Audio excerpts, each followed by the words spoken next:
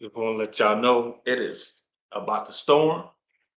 I got a lot of motion going on right now. I got lights. I got laptop charging. I'm about to have cigar blowing. It's the evening. So I'm just let y'all know if we abruptly cut off, it was meant to be. All right. But I'm gonna be back tonight. I'm gonna be back soon as my Wi-Fi cut on to give y'all additional time. But if I cut off, just let you know it ain't me.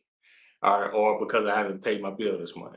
It's because God forbids things from happening this evening, from me doing the most this evening. All right. So make sure y'all can hear me. Got my mic. I ain't gotta yell. Wife ain't gotta yell at me for yelling. But Ryan know how they go. But all right, let's get everybody in here. Let me make sure I get my topics. Get my topics up. Y'all already know what time it is. Breakthrough Crew. Y'all know how we get down, baby. Let me go ahead and put that banner up. You know the rules, baby. You know the rules, baby. Let's see. Who was that?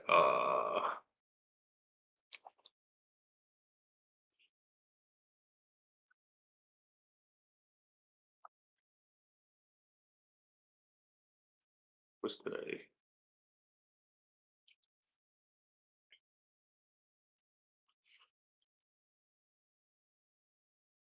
Let me get my news topics up. Y'all know how we get down, baby.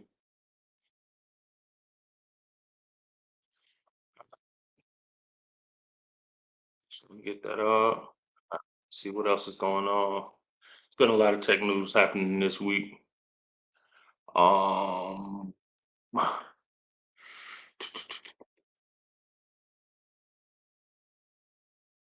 me see. It's crazy because on my phone, my feed has a lot more relevant information. Should have had this prompt. Should have had this ready already. So that's my fault. But we still gonna get through it. Let me see. It's been a lot of interesting things happening this week.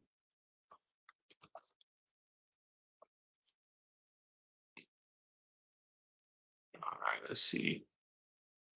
Oh, I know which one I wanted to speak on to. Let me see. Uh, there we go. That one. We always try to cover at least three of those.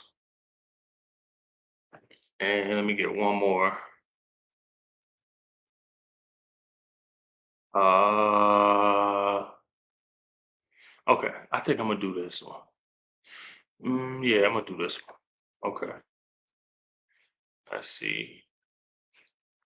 Everybody, y'all already know what time it is. Let me get to some of these comments, see what y'all saying. So I'm not drinking. All right, let's see. I need tips for grants. Can't help you, buddy. Don't know nothing about a grant. I ain't got my hair cut, y'all. So, and it's hot. Like I told you, I got a lot going on right now. So I might sweat a little bit too. And I'm drinking. Look, I'm doing the most this evening, but we're going to get through it. What's happening, Long? What's happening, Ernest G? What's happening, Breville? What you sipping on, man? I'm going to tell you already. I got the uh, spice black rum. Not Captain Jack. What is it called? Oof, my mind already going everywhere else. Let me see. Black spiced rum. I just poured it up too. Ain't that sad?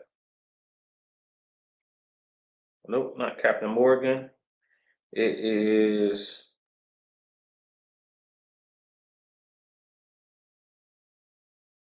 Let's see. Bacardi. No. Yeah, Bacardi. There we go. Bacardi. Yeah, that's what I'm sipping on. Bacardi, spiced rum. What's up? My wife put me on some new joint. Y'all know, y'all know ginger ale is black folk medicine. But we had so she put me on this ginger ale strawberry joint, but it's like a Canada Dry Zero strawberry. So like without all the calories and extra sugar and stuff. Game changer. Game changer. Y'all know as we getting this money, we got to be careful of our health. You know what I'm saying? Because when we was poor, we could eat anything we want because we need to survive. But now that we get a little cheese, we got to take care of the heart that got us this far. So Canada Dry Zero uh, strawberry with some Bacardi spiced rum black. It's the black bottle, the black Bacardi bottle. Really good stuff. All right, y'all. So let's get into it, man. Let's get into it. All right. What Miss Henry say? Some eating some boozy frozen group.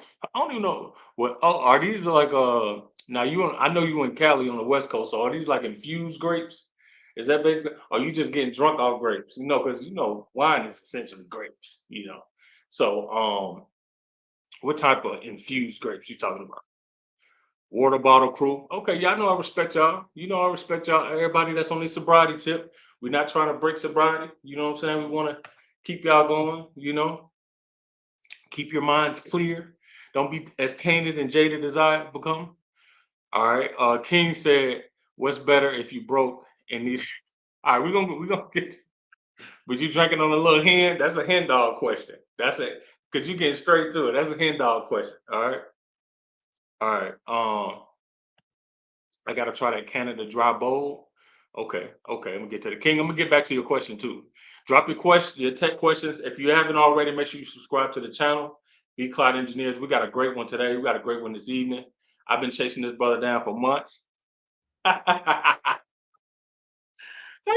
Nah, I've been trying to. I tried to get him a couple months ago, but he a family man and he a busy man, so I highly respect it. But it's every so often you get to come across Azure engineers. I know AWS is the most dominant cloud provider on the market, so there's an abundance of engineers within the AWS space. But one of the things the unspoken, and this is kind of actually when I give these my kind of unfiltered advice to those who come to me who want to really make an immediate impact and then change in the industry. One of the go-to certs I tell them to go to a course is always certs and projects, not just certs, not just projects, but combined. All right. If I say you want to make an immediate impact, immediate change in the industry, go for that AZ 104. That's if you want to quickly turn it around as quick as possible. It's an associate level certification, and there's an admin cert, and it gives you a full scope of range of foundational skills and knowledges that you can use to help you get into cloud roles quicker, in particular Azure roles, because quiet is kept. I want to say personally, Azure roles are more thirstier than AWS cloud roles. Google Cloud roles pay the most. But these Azure roles that are coming out, because there's so few, and I've been in the industry for the past 5 years, especially this particular role I'm in now, you just don't have enough Azure expertise out there. There's just not enough engineers, not enough people who know Azure IAM, who knows Azure security, who knows security. Well, IAM and security coincide. Azure networking, Azure storage management, etc. So it's always great when I come across Azure engineers, people who actually do the work as Azure professionals, and be able to gain their scope of how they're experiencing, cloud work, on the side of Azure, as Azure SMEs per se. So I know I've been holding him hostage for too long backstage. I appreciate your patience, brother. Again, it's a pleasure, it's an honor. We in for a good one. Y'all, hey, a glass is up, cups up, water bottles up. Water just started pouring down a little bit harder, so just consider it background noise. This might be like a quiet storm type of thing, but we're gonna get it rocking. Let me bring my man Ryan to the stage, man. Everybody, let me see some claps. Put the number one in the chat for claps for Ryan as you bring her to the stage. Hey, what's going on, y'all? Can you hear me, man? I can hear you. Can y'all hear me okay? Yeah. Can't hear you. Hold on, let me see. Let me make sure. How can I test this? 1 second, brother. I am getting. Can you hear me now? Okay, so it's my headset. Okay, it's me. Hold on, y'all. Can the people hear me at least? Okay. Bluetooth, that's me. Let me see if I take this out. Can you hear me now? I can hear you. I've been able to hear you the whole time. All right, there we go. It's me. Nah, I'm telling you, look, I'm doing the most tonight. All right, I'm doing the most. What's going on, Ryan? How you doing, brother? I'm doing all right, man. How are you, sir? How are you doing today? I see you with your Um, cigar, your drink. Look, you're gonna be kind of mad at me. I couldn't join you in the drinking today. I'm getting over a cold and everything, so I didn't want to drink. But I got some water with me, and I might have, partook in something else okay. before the stream started. So we're good. Ryan, I can already tell you're not from the country. All right, No, sir. I'm from the city, Chicago, Oh, born and raised. because in the country we got a little thing that get rid of the flu. All right, you know what I'm saying, and it's definitely brown. All right. Yeah, I know. No, but I appreciate you for rocking with me, man. Everything is all good, man. So you say you born and raised in Chicago? Yes, sir. Okay, Shot Town. What side? Is it 400 block? Nah. I'm from the South Side. Oh, that's where Kanye from, right? Yeah. He's the same area. Kanye, Derrick Rose, Common. The cool people from Chicago off from the I South know Side. you. Get a couple of North Siders And I out know Chicagoans probably hate getting that question a lot. Y'all be like, everybody from Chicago ain't from 400. We all don't know Kanye West. We all don't know Chief Keef. All the famous influencer people. So, okay. Yep. All right. So, and I don't get to talk to many people from especially cloud engineers from Chicago area, to be honest with you. So, all right. So let's start this off, man.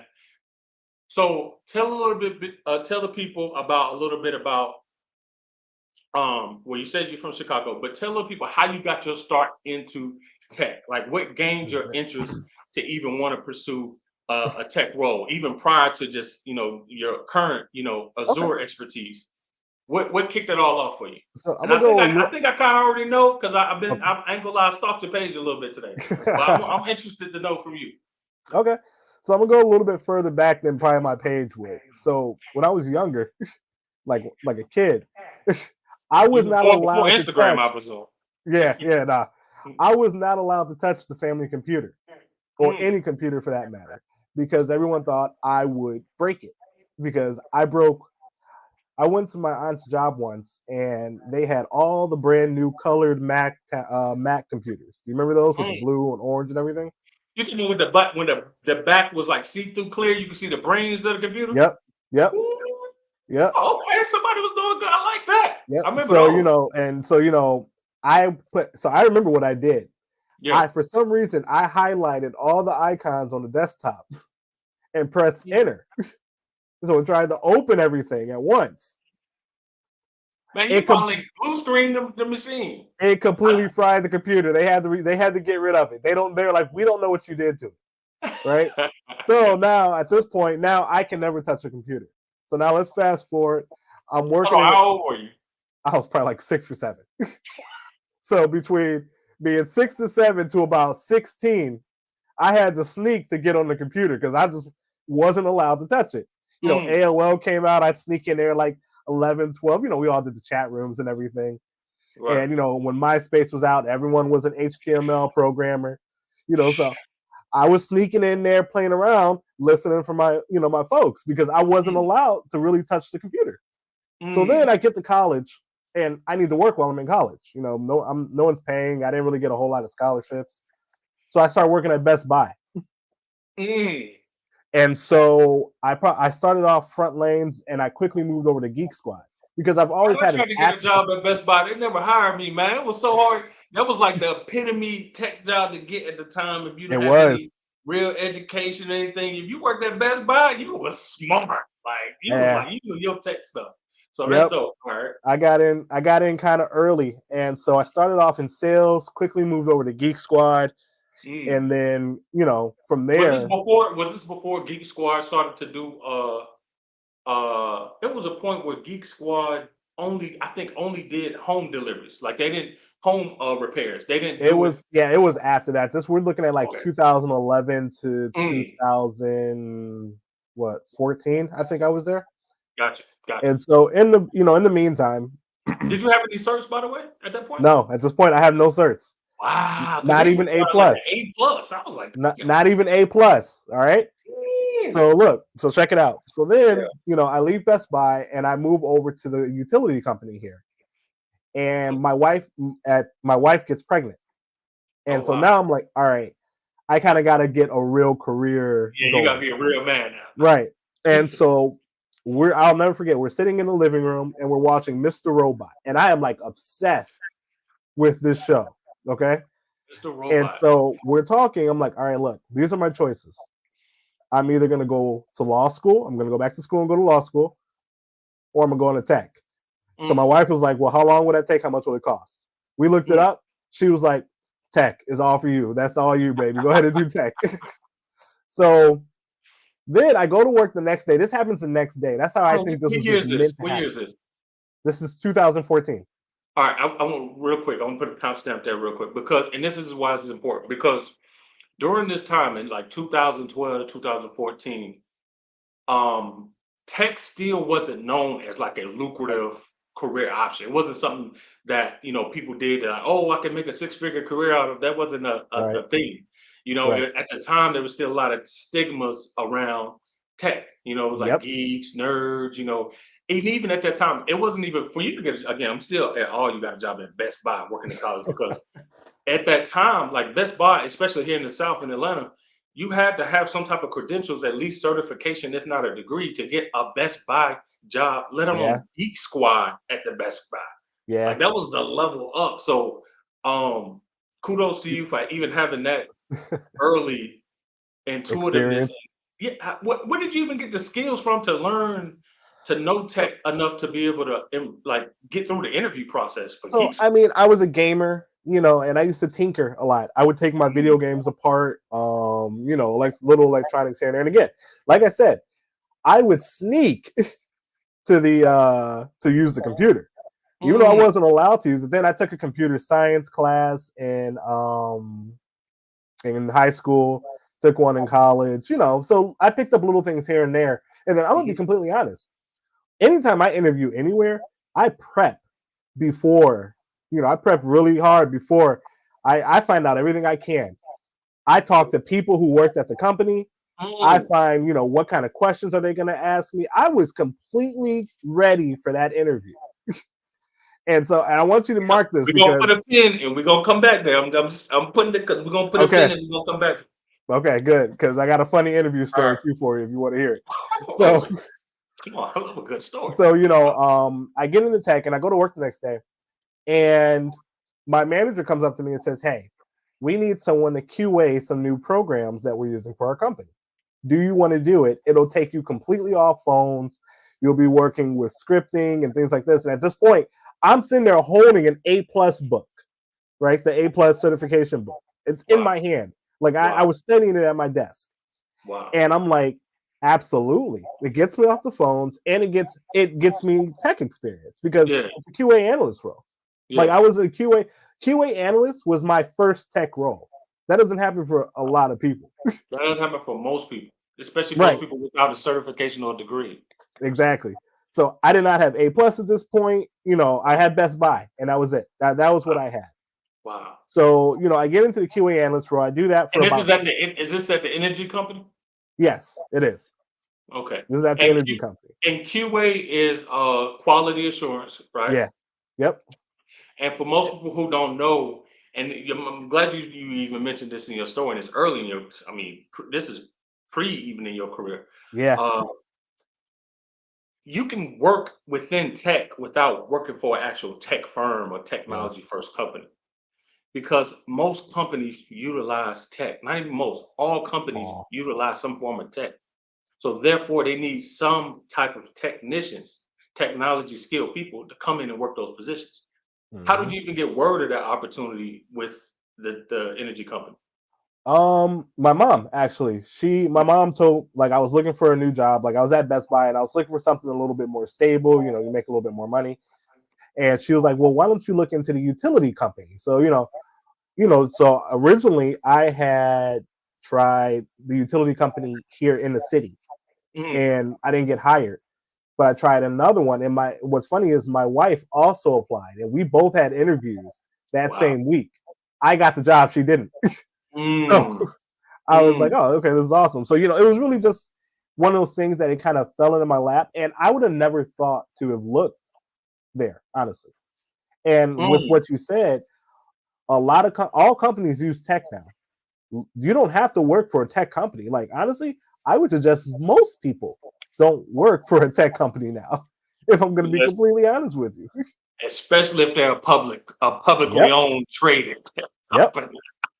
It's Somebody said you designed their MySpace. You used to do MySpace pages back in the day too. no, don't listen to Carlos. Carlos is one of my guys. He just playing around. All right. So you in your QA role. Yep. At what point does that transition to be like, all right, I want to get out of uh, it's a technical role by Yep. qualification, but it's not really an engineering role. Right. I wanted a more technical role at this point because again, it was kind of repetitive. I'm testing for bugs at this point. I'm not actually doing tech work. So Mm. next, I applied at United Airlines and I got my first. That was a help desk role. So I took a pay cut to go to United. Wow. And I don't Wow. suggest most people do that, especially What, today. You don't what have to do that now. what But year is this? What year we this talking? is 2016. Oh, okay. So now, and we're tracking the time because I want people to understand the contents of.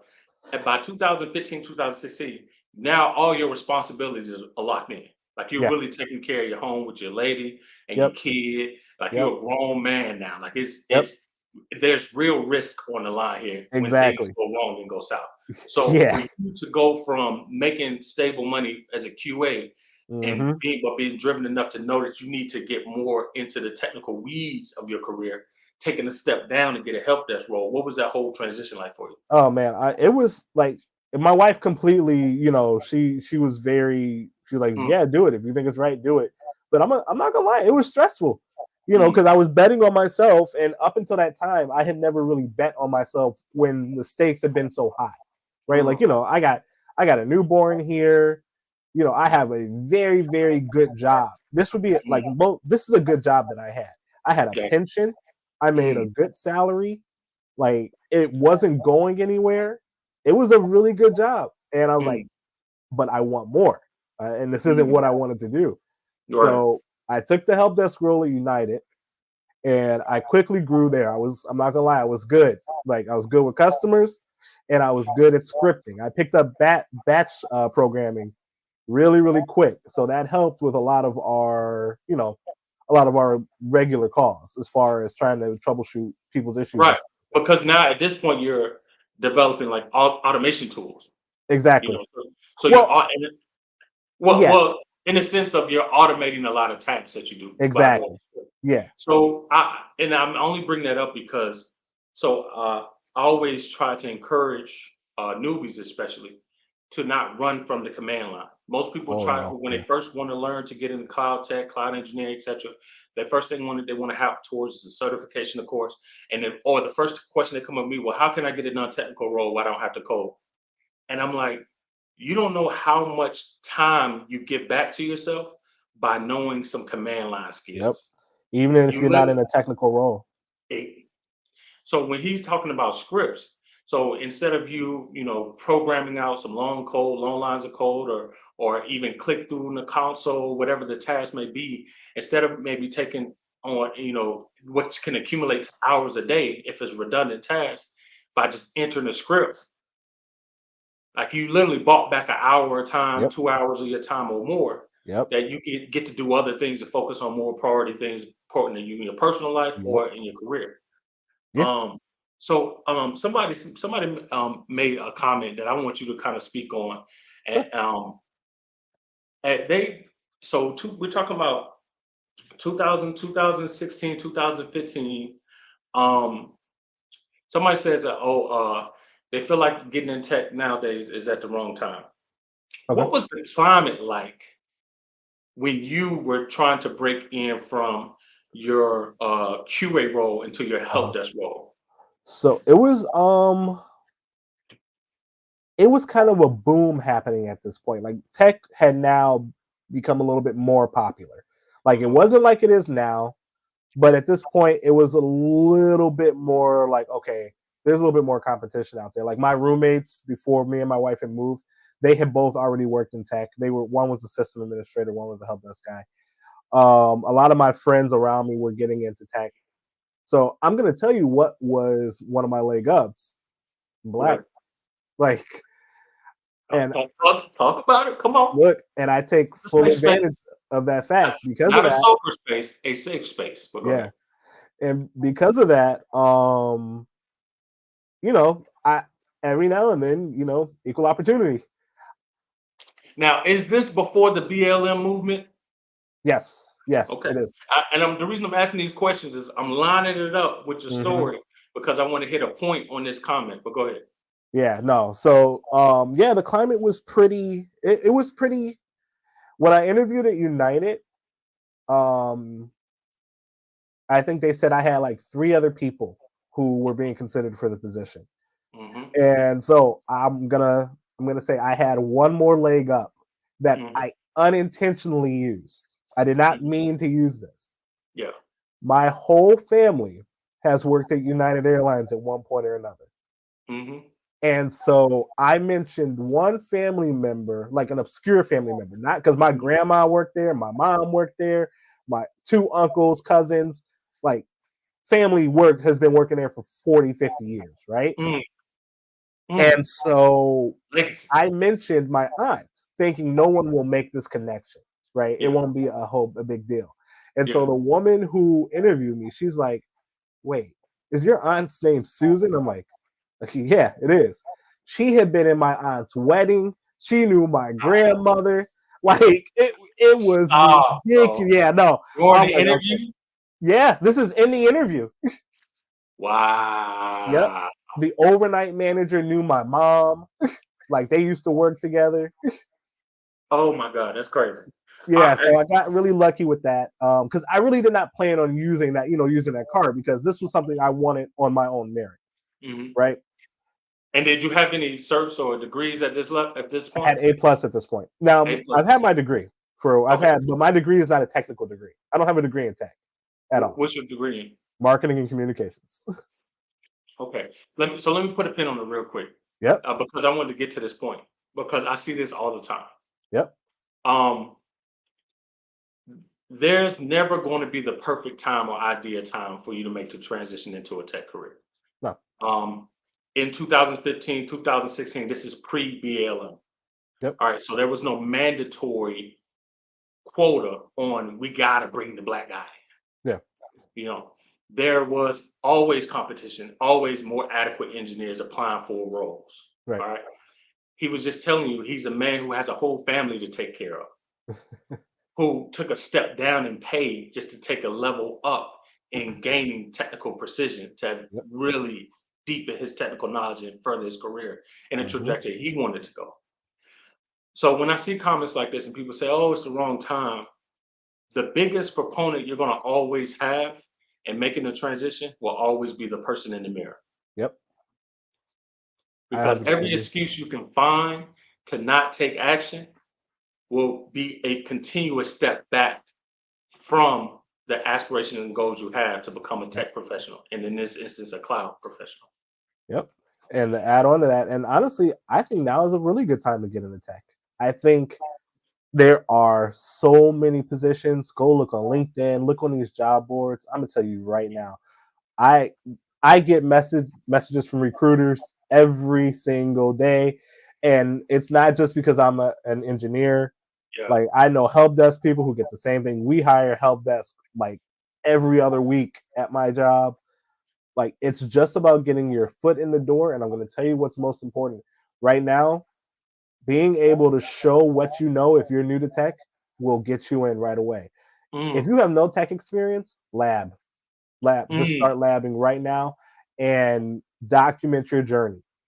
It doesn't matter if you do YouTube, GitHub, Instagram, something that will show that, hey, look, I might not have the corporate experience that you're looking for, but I've built a whole corporate enterprise right in my room, and you can do that with just a computer. Hey, Ryan, real quick.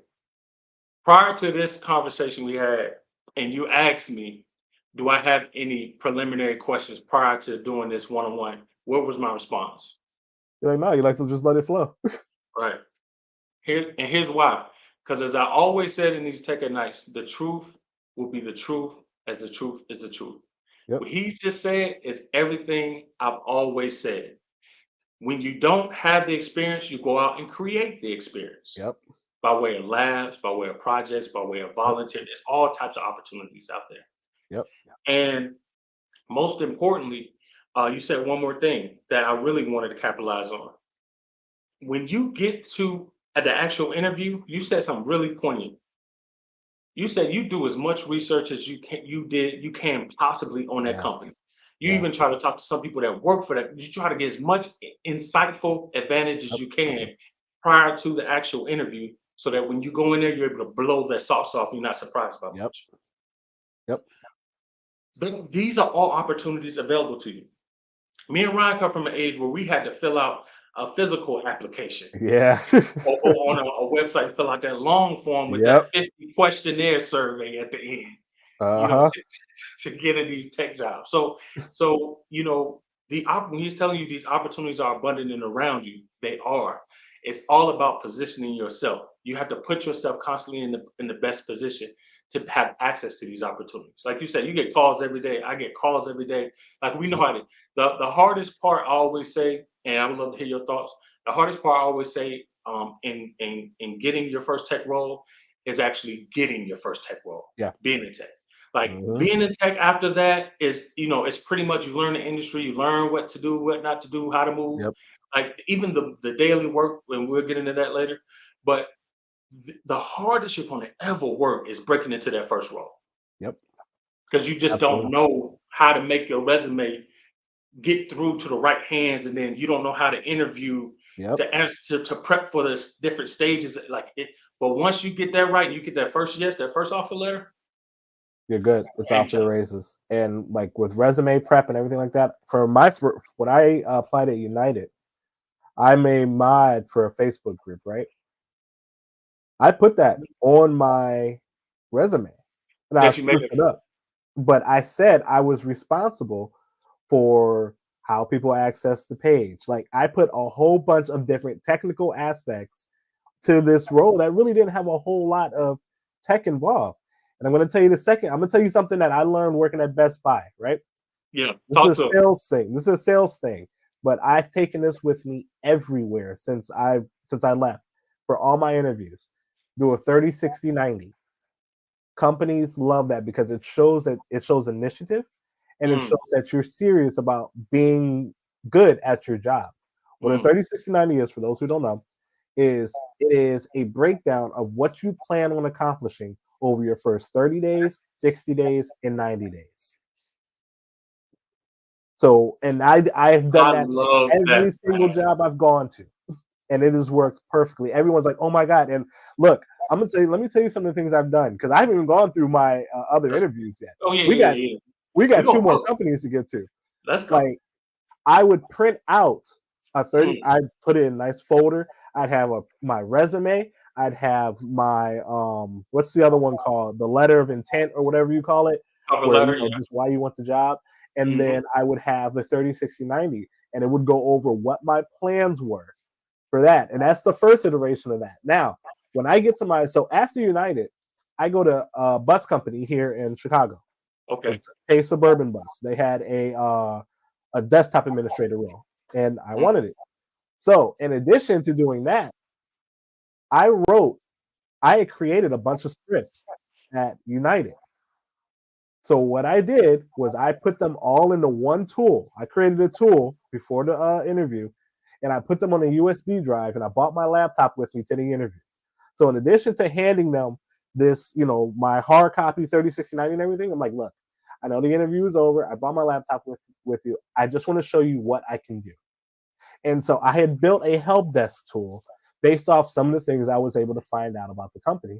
And I put, because no one's going to put a USB, drive in their own computer. That was Dude, my computer. no. Like Right, nobody's even thinking that. And right. that's like being a rap. That's so ingenious, because it's like if I'm a rapper, of course I'm gonna leave my demo. But in tech, people, you never leave. Yes, You first off, they're like, I gotta buy a $15 USB and give it away. exactly. So, and I pull it up. And so I had the documentation and everything. where it would just tell you how to run the tool, which is a help desk tool. It would reset users. It would what else? It would reset network cards. It was just little things that you would see, in day to day from a help Yeah. desk role. Yeah. They were so blown away, but you could tell they wanted to make me sweat.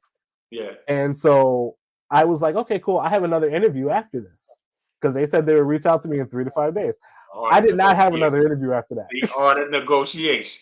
I promise you. When I tell you, I had been in my car for 45 seconds before they called. They called me and they were like, you don't have to go to that other interview. We want a job offer you right now.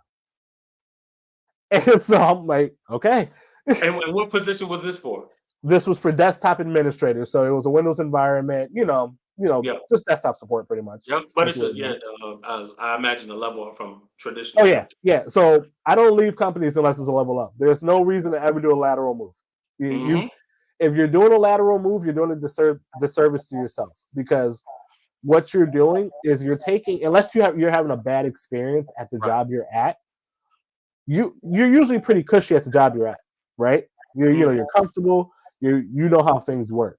You leave your company for a better role. That is when you leave, because it's a better position that you're not able to get.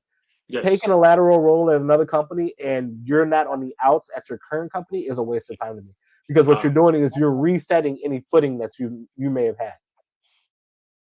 Unless you're gonna double up. Exactly. If it's a lateral move and it's more money, then fine. Then we can talk. But usually that's not the case.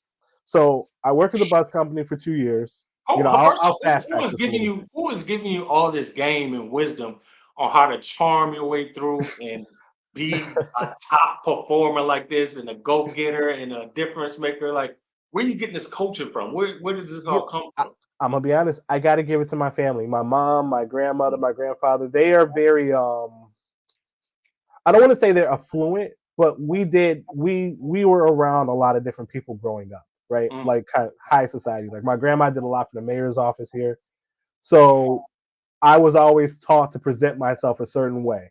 My grandfather was like, "Hey, if you're gonna do something, boy, you do it right." My mother is a genius. She is literally the smartest person I've ever met. She has 3 degrees. 2 of them are master's degrees. She's a teacher here. She has the highest scores in CPS history for her students. CPS history? CPS history.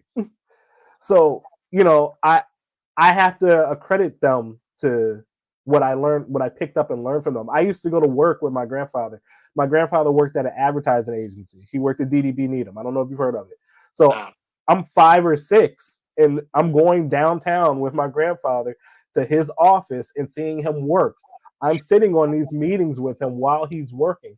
So it's what a lot of people don't understand with interviewing and even being in tech, because a lot of people are like, when you get into tech, I don't have to work with people or anything like that. That is not true. It is, you're working with them differently. But the stigma was always like, oh, people in tech don't know how to communicate, don't know how to socialize. I'm going to tell you right now, if you want to get far in tech, learn how to deal with people. Learn how to deal with people with a smile on your face. Learn how to, speak to them in a way that they like you. Become likable. And sometimes not everyone wants to do that. Because I'm going to be honest, there are times when I don't want to deal with people at work. Yeah. But look, it will get you far. It will get you very far. It's funny you said that, man, because that's one of the things I also say. And I know people, may get irritated, but I say it because when I say I also say it because I want you to go back and I want people to go back and watch previous content so they can gain more and more insights, because we cover a whole slew of cloud engineering sectors. Is I always say, being in tech and being successful in this industry, no matter what anybody tells you, it's 20% technical and 80% non-technical. Your non-technical skills, your social ability, your ability to prove that you're a reliable professional, your ability to be likable. Doesn't mean you got to be fake or anything, because you can be a person that's like a goth type of person and find a goth type of communities within your section or within your workplace, but being genuine, being helpful, all the things that make people have a positive memory and an experience in interacting with you, that Hmm. you never know what doors they will speak you in that you aren't even in, Yep. just because of how you treated people as a professional. And that has helped me so much. I've made so many connections at my job for that at previous jobs. Like I am still very close to managers from Best Buy, managers from the gas company, and Mm, managers from the from oh my god, from the bus company. And let me mm, tell you, these are very high managers, black mm, managers who are higher up in the tech world now, like who mm. own companies, and one of them works for the state. It's exactly, these are people who I keep in contact with, and it's simply because I made sure to make myself available and to make sure I wasn't like, I'm a blunt person. I'll be completely honest, especially, Mm, and because I know my stuff, I am blunt when it comes to tech. Like I will tell you, hey, this isn't the right way to do things. And you mm. can be blunt and people still respect and like you. It, you know, I think one of the biggest mistakes that happened, and I may be fast forwarding, No, you're good. I I think COVID and the tech bros, I'm sure you know who I'm talking about, where the they're Let's cook. like, Let's cook, baby. We're gonna be look, controversial. Let's do it, baby. I look, ain't sober look, I'm anyway. gonna tell you Let's right go. now, the tech bros in COVID were good and bad. They were good because they brought tech to a bigger demographic. I think they opened it up for more people. But the problem is they made it look they glamorized it. It was unrealistic. People got into tech and Very. were like, oh, I only have to work 2 hours out of my day. And I'm gonna throw technical recruiters in there as well. Yep. It's Yeah. those Yeah. HR people that saw the opportunity in tech and got those recruiter roles. Yep. Y'all was on TikTok. I don't have to do anything all day. I got a Yep. meeting up on the rooftop Exactly. and eating my avocado toast and I Yep. love avocados, And I'm but sitting there watching these. I'm like, yo, this isn't how this works. Like, at all. and The thing is that, and I like even nowadays, like I get, and I try not to really push about like the money, the salaries, yeah, yeah, because as I always say, the business is going to take care of the business. yeah, Um, because it's so unrealistic for anybody walking in the door to say, "Oh, just because you get a handful of certs, and you compromise your resume, the integrity of your resume, uh-huh, oh, boom, you can get a six-figure job." And it's like, first off, can it happen? Of course, anything can yes, happen.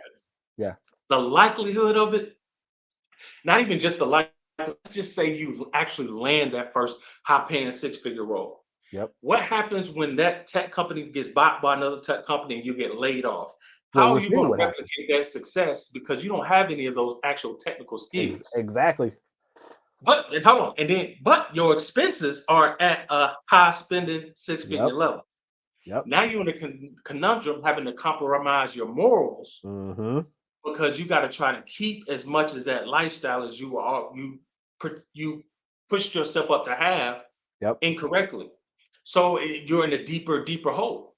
Yeah. Well, So, and that's what we're seeing with all the layoffs. So if you pay attention to the layoffs oh, in all these companies, that's how I know I'm talking to somebody who in the weeds of this stuff. Let's go, look, man. I'm gonna tell you right now, I've seen the layoffs and I've seen the people who are being laid off. It's not the people who know what they're doing. Listen, It's okay. not.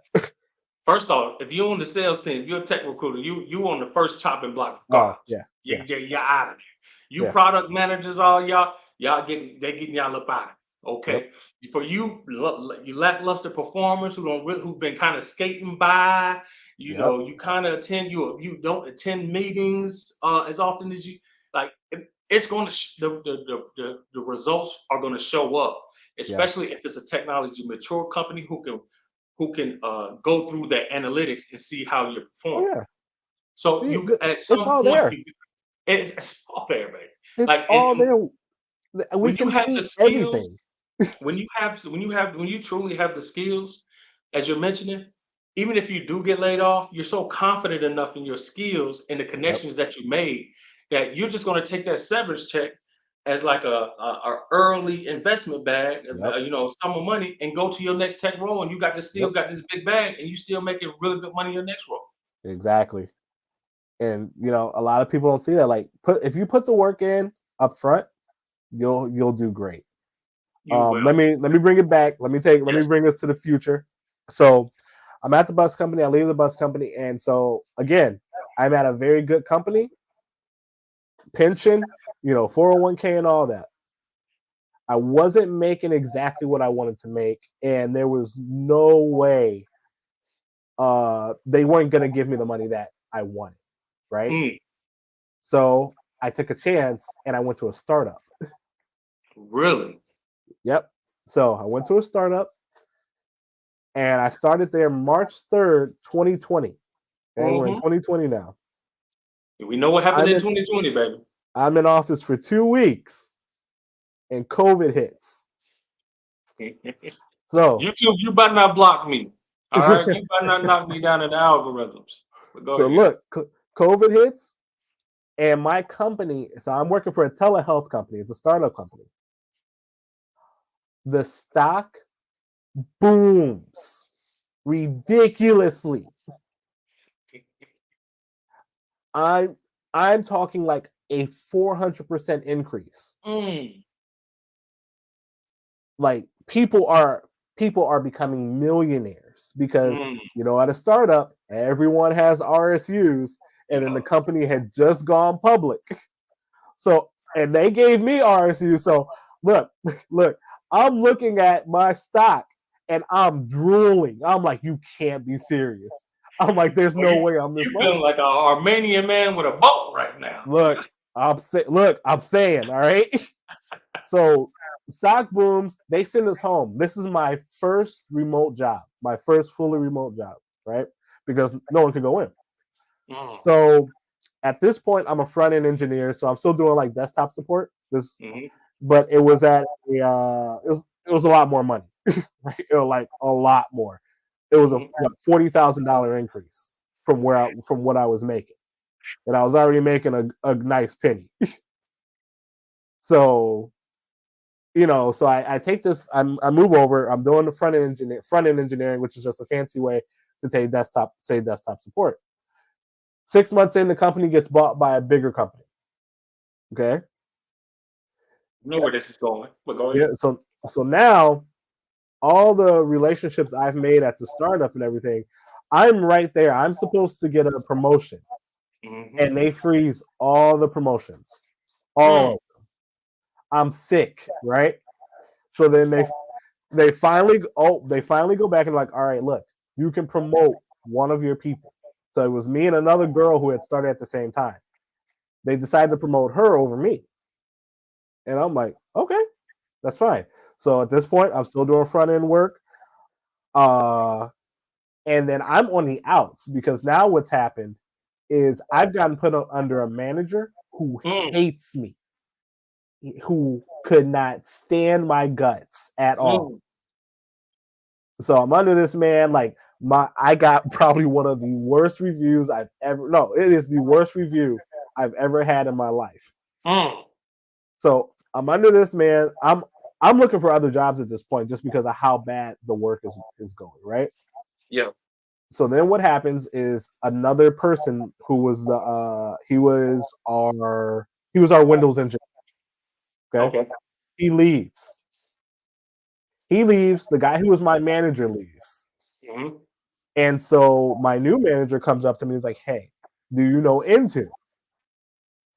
I'm like, I used Intune at United, but it wasn't anything heavy. But I'm like, look, you give me a case of Red Bulls a week and this book, and I will have everything planned out for you. Right?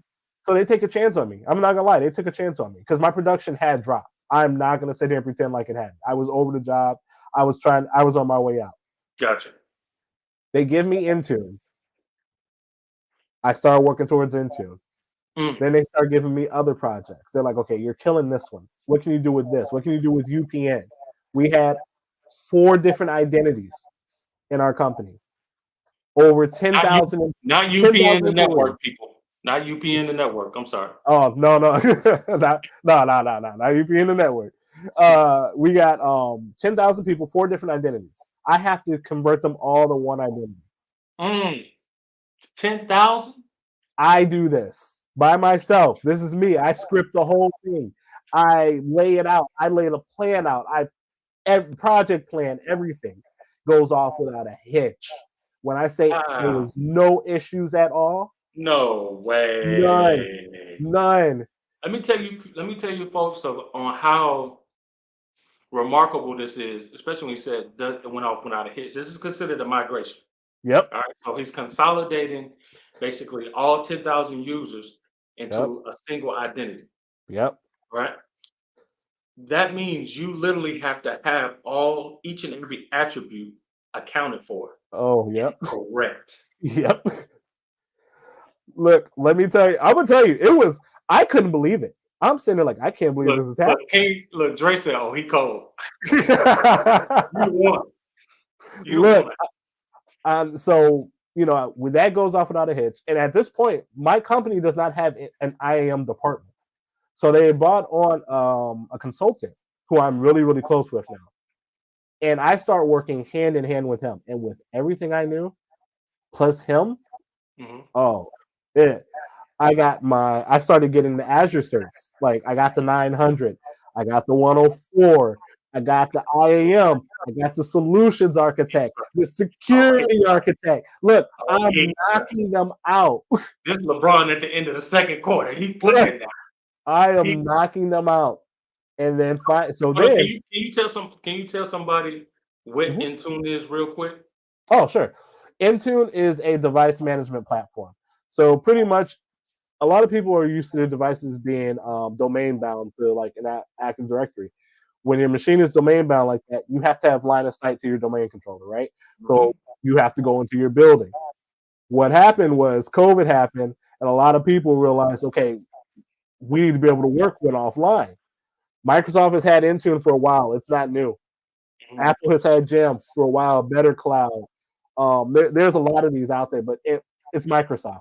Hmm. So pretty much what this does, it is a cloud, for lack of better words, a cloud domain controller. It's device management. It allows Yep. you to wipe your devices. It allows you to protect your employees' information.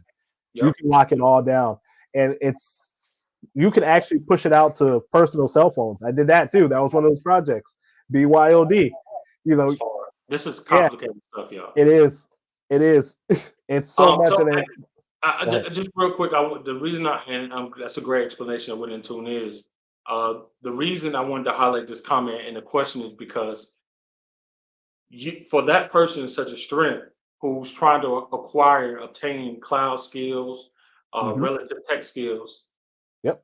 by him mentioning Intune and by you now identifying what it is, Yep. now this is your opportunity to go to your job and figure out how you can get involved in Intune Yep. projects or learn Yep. from those configuring Intune on how you can replicate it on a project of your own. Yep. See, that's all a part of creating your own opportunities. These opportunities are all around them. They're just waiting for you to make something of it. Mm-hmm. All right. This is like an alchemist. This is you're the alchemist. These are all it's all alchemy. It's You didn't think I and knew that. Huh? I'm an anime buff too. it, I went through your oh, page. hold on, wait. You see the mask right there, right? I know you see the mask. Look, it's all over the place. We're gonna get to that. We're gonna get to that. But all right, So and all right, so now you're acquiring all these certs. mm-hmm. All right, two questions. What Yeah. made you so interested in the security realm of tech, cloud tech? And Mm-hmm. then what was your official jump to go from where you were, which was basically admin server, Yep. system server level, Yep. to I'm gonna jump over to the cloud side? The cloud. Mhm. So originally, what got me interested in security alone, remember what I said? I was obsessed with the show Mr. Robot. Security was always that was always the goal, right? Mm. But now I'm realizing, well, cloud is the future. Like it's not going away. Like at best, we may slow down to hybrid for some companies, but it's not going away. And most people, most your workflows and everything are going to be cloud based. It's not going to be hosted in a server at all. So That was why it just made sense. Like I already like security. The cloud, one, it's easy to learn. It's dummy proof. I'm gonna be completely honest. There's so much free information out there. It's like literally, it's so much free information.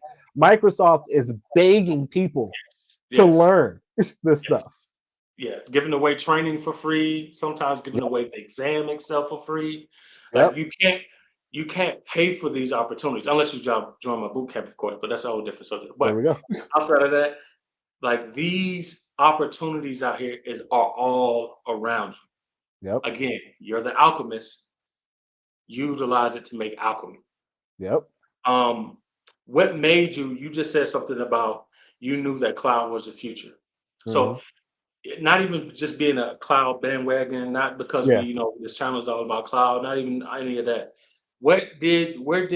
How did you gain the insight to develop the foresight of the potential future of cloud? Like, where did that So come I'm a history buff, right? So I'm a history buff.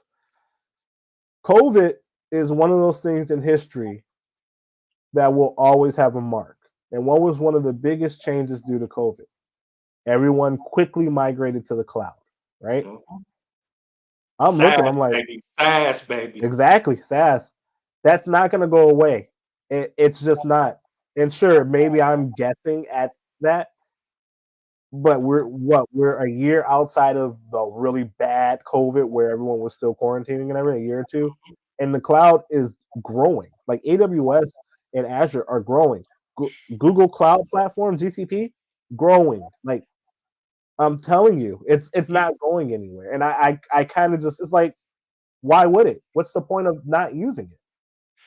And the reason I ask you that is because I want people to be able to understand that with this tech life, and it's funny you talked about the tech bros and how I said tech recruiters, how they Mm-hmm. glamorize this profession as something that's like a hack or a side Not. hustle you can turn into a full blown career. You have to immerse yourself in this industry, not just Yes. attaining the again the technical skills. You need to immerse yourself in the knowledge, the Yep. articles that come out, and we're gonna do our deploy or control our delete in after our Q&A. But Okay. um, you have to learn the industry trends, where everything is going, so you can be able to have these conversations. So when you're having these, it helps you in your interviews and it helps you Yep. in your role when you're Yep. talking to people in the community and they're using certain jargons or they're bringing up certain scenarios. You can easily reference it because you probably read it Mhm. somewhere. Yep. Like immerse yourself in the technology. You don't have to be a geek for it, but you No, have to be you have to absorb the information that's available for you in all of its different forms. you have to be a learner because I'm going to tell you right now, once you're in, don't think you're going to get in and you can coast off what you already know. This stuff change. If my office wasn't a complete and total wreck right now, I am buying new books and learnings every other week. I am consistently. I was up till 3 o'clock yesterday working. Like you're always learning. Part of my job, I block off my time at work. I have Have you 2 hour blocks where I'm learning. Where it's like, all right, let me see what's going on. have you seen my my Instagram stories where like sometimes I'll post that I'm studying Mm-hmm. something or working on something like it, and it'll be like a 2, 3, 4, 5, 6 in the morning. Like Yep. you're right. You have to get to be successful in this here. Yep. You need to be a learner. Yep. That is the key. If you Yep. like to read, you know how to read, Yep. like learn. That's the And only way you're going to get through it. Is again, learning this stuff. you can do it. And I Trust know in the process. a lot of people, they're like, oh, I don't have money to learn. Look, I'm gonna be completely honest. Now, it is always great to find someone who can guide you. If you can find Yeah. someone like you who guides, right, the boot camp, Cloud Engineers, that's baby. great. If you're someone who can I'm self-taught. I want to make sure I point that out. I never did a boot camp or anything like that. I did have good study skills. All this is out there free. You can get an Azure tenant spun up right now, 200 with $200 in credits, free.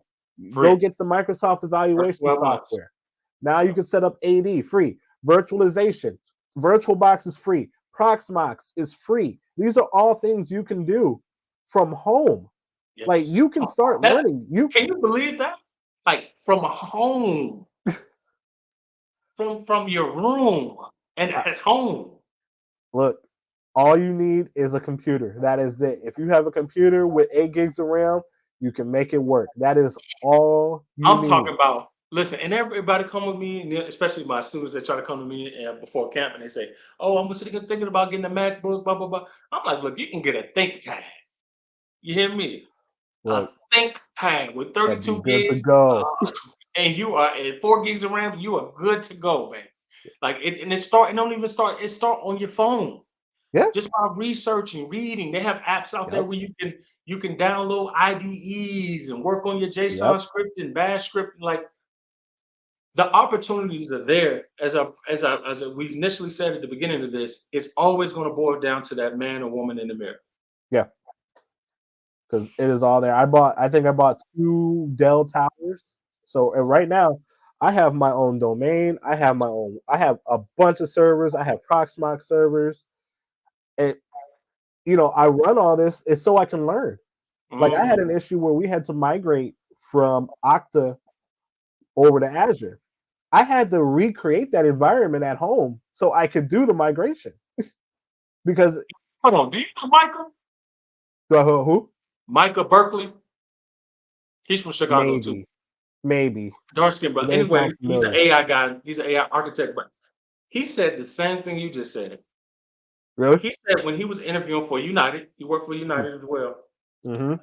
They asked him to build they wanted him to migrate a knock, like to consolidate them, basically consolidate their global knock That network. knock was a mess at one point. I know exactly what they're talking about. And he said that he didn't know how to do it. He said, but what he did was he went home and built it in a project setting first at home, Yep. and then applied it gradually at work, like just Yep. like you just said. Yeah. We're migrating from Okta, Yeah. which is the IDP, to Azure. Yeah. Like Like the truth is the truth is the truth as the truth. But all right, so sorry. So now you got your search. Okay, yep. you know you want to do security. You know you want to do cloud. Yep. Breakthrough moment for you where you finally So break into your cloud security role. so like I told you, at this point I have done Intune, I have done UPN project and a couple other projects. Plus I've had the best ticket completion out of all the text and everything, right? Hmm. They were going to move me over to a platform engineering role, right? That's a big one. But it was new, right? And so my main issue with it for my company was They it didn't was identify. platform engineering support. I did not Uh, want that support title. All right, that you say support you title didn't was want it? dead for me, huh? Yeah, yeah. I'm with you. I'm with you. Yeah, You're thinking like a strategist now. You're yeah. thinking like a strategist. I like that. So I'm like, I don't know, this isn't what I really want. And so then I was like, let me think about it. 2 days later, I get called into a meeting, and they're like, you know what? We're not going to give you that role anymore. I'm like, oh, okay. They're like, you're going to be our new IAM engineer. Did not have to apply for it. Did not have to test for it. I already had the certification. I'm the first IAM engineer hire I was the first engineer at my company, and it's a big company. No, let's not forget that. It is a big company, How many and employees we talking? over 10,000. We're global. It is a global company. This is an And enterprise company, ladies and gentlemen. yeah, and First they make me IAM their IAM engineer. engineer. Man, give him some ones as a clap, man. Put some ones in the chat. I need to see some ones, man. Because I see too many brothers and sisters in this industry pulling off the impossible, being trailblazers. And it's not really being understood, especially from those outside of the industry, on Mm-hmm. how remarkable these feats are. Like these are feats that belong in history books. The first IAM manager for a 10,000 employee global enterprise. Yeah. First off, do you know how hard it is to manage that many roles? Look, we're still cleaning it up now, but we're getting there. We All are right, yeah, getting go there. ahead, keep cooking, brother.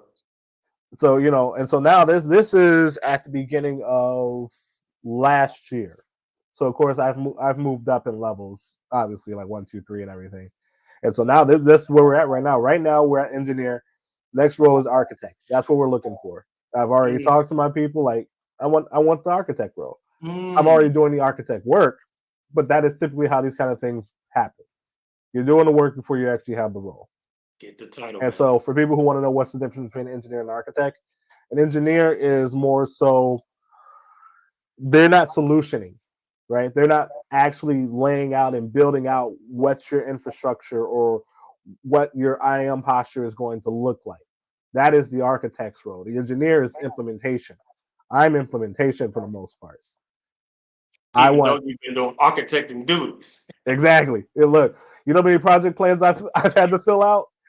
and that's the thing too, like about this whole cloud stuff, like, and that's why I tell people like we still are on the front end of the introduction of cloud. Like most companies still haven't even adopted cloud. We're almost about half now, and still a large portion of those are hybrid, so they're not completely cloud agnostic. But the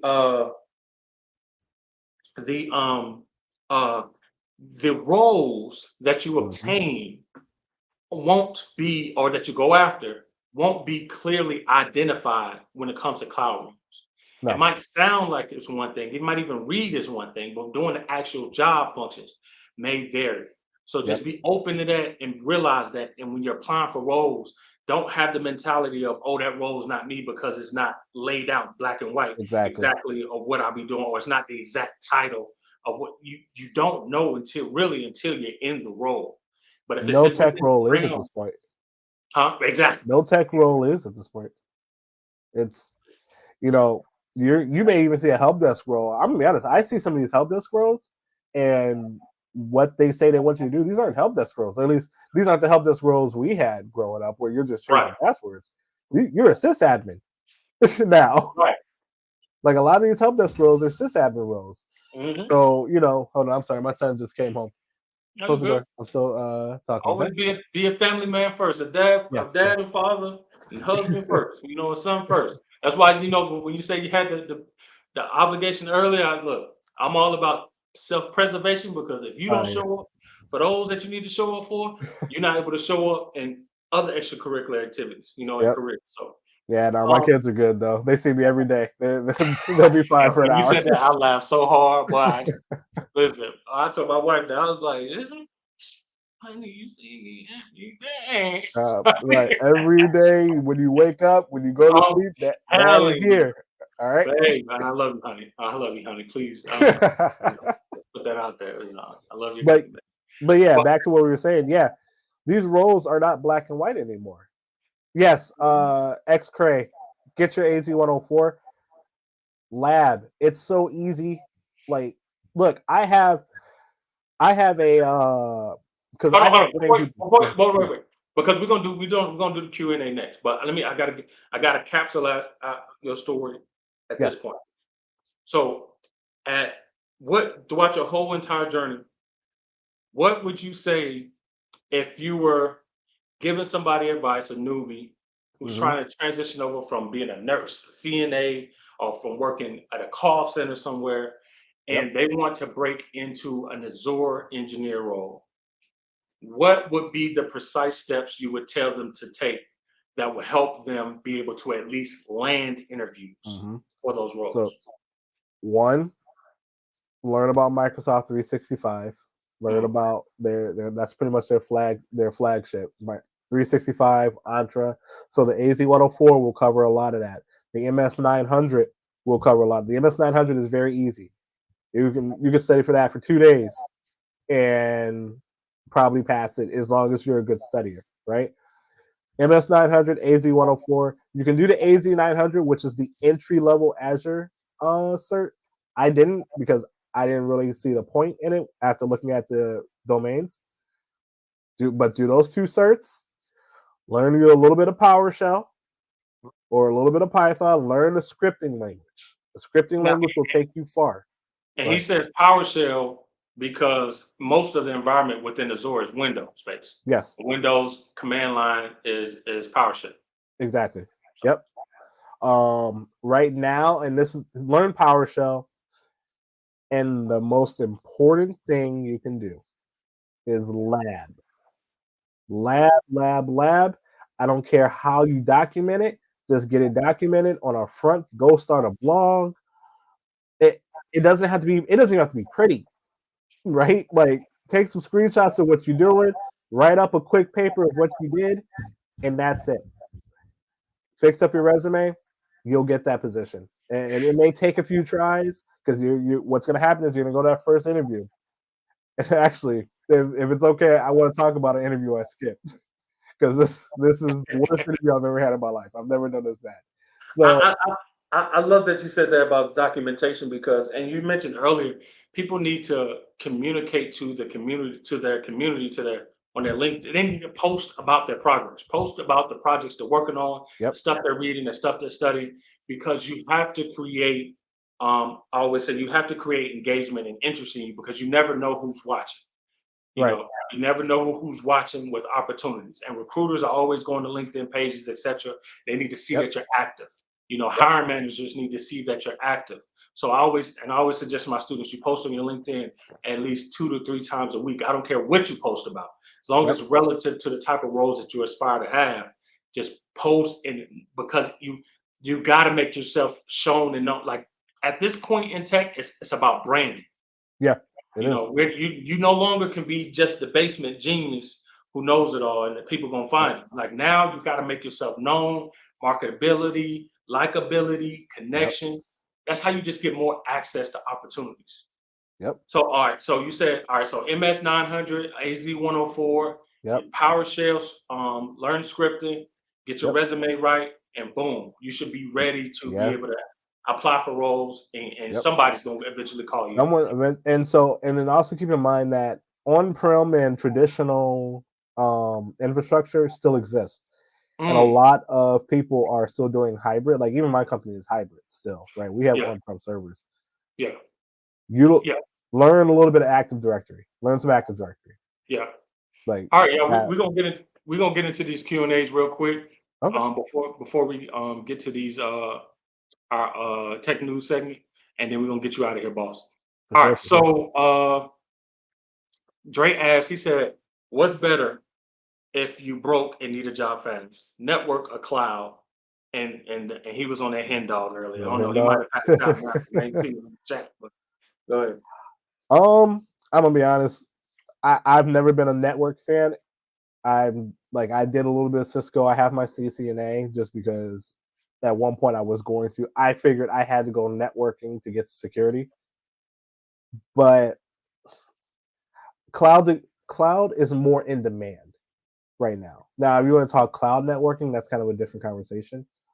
But your typical standard networking, I would personally say cloud, but I also might be a little biased. I'm not paying attention to what the network, you know, job outlook is right now. Hmm. I think it's in the cloud. It's still in the cloud, sort of. Honestly, like Yeah, even the network is in the cloud. yeah. And as I always say, and when I get said before, Damon, all of it is networking essentially. You know, Hmm. um, you can't go wrong with networking.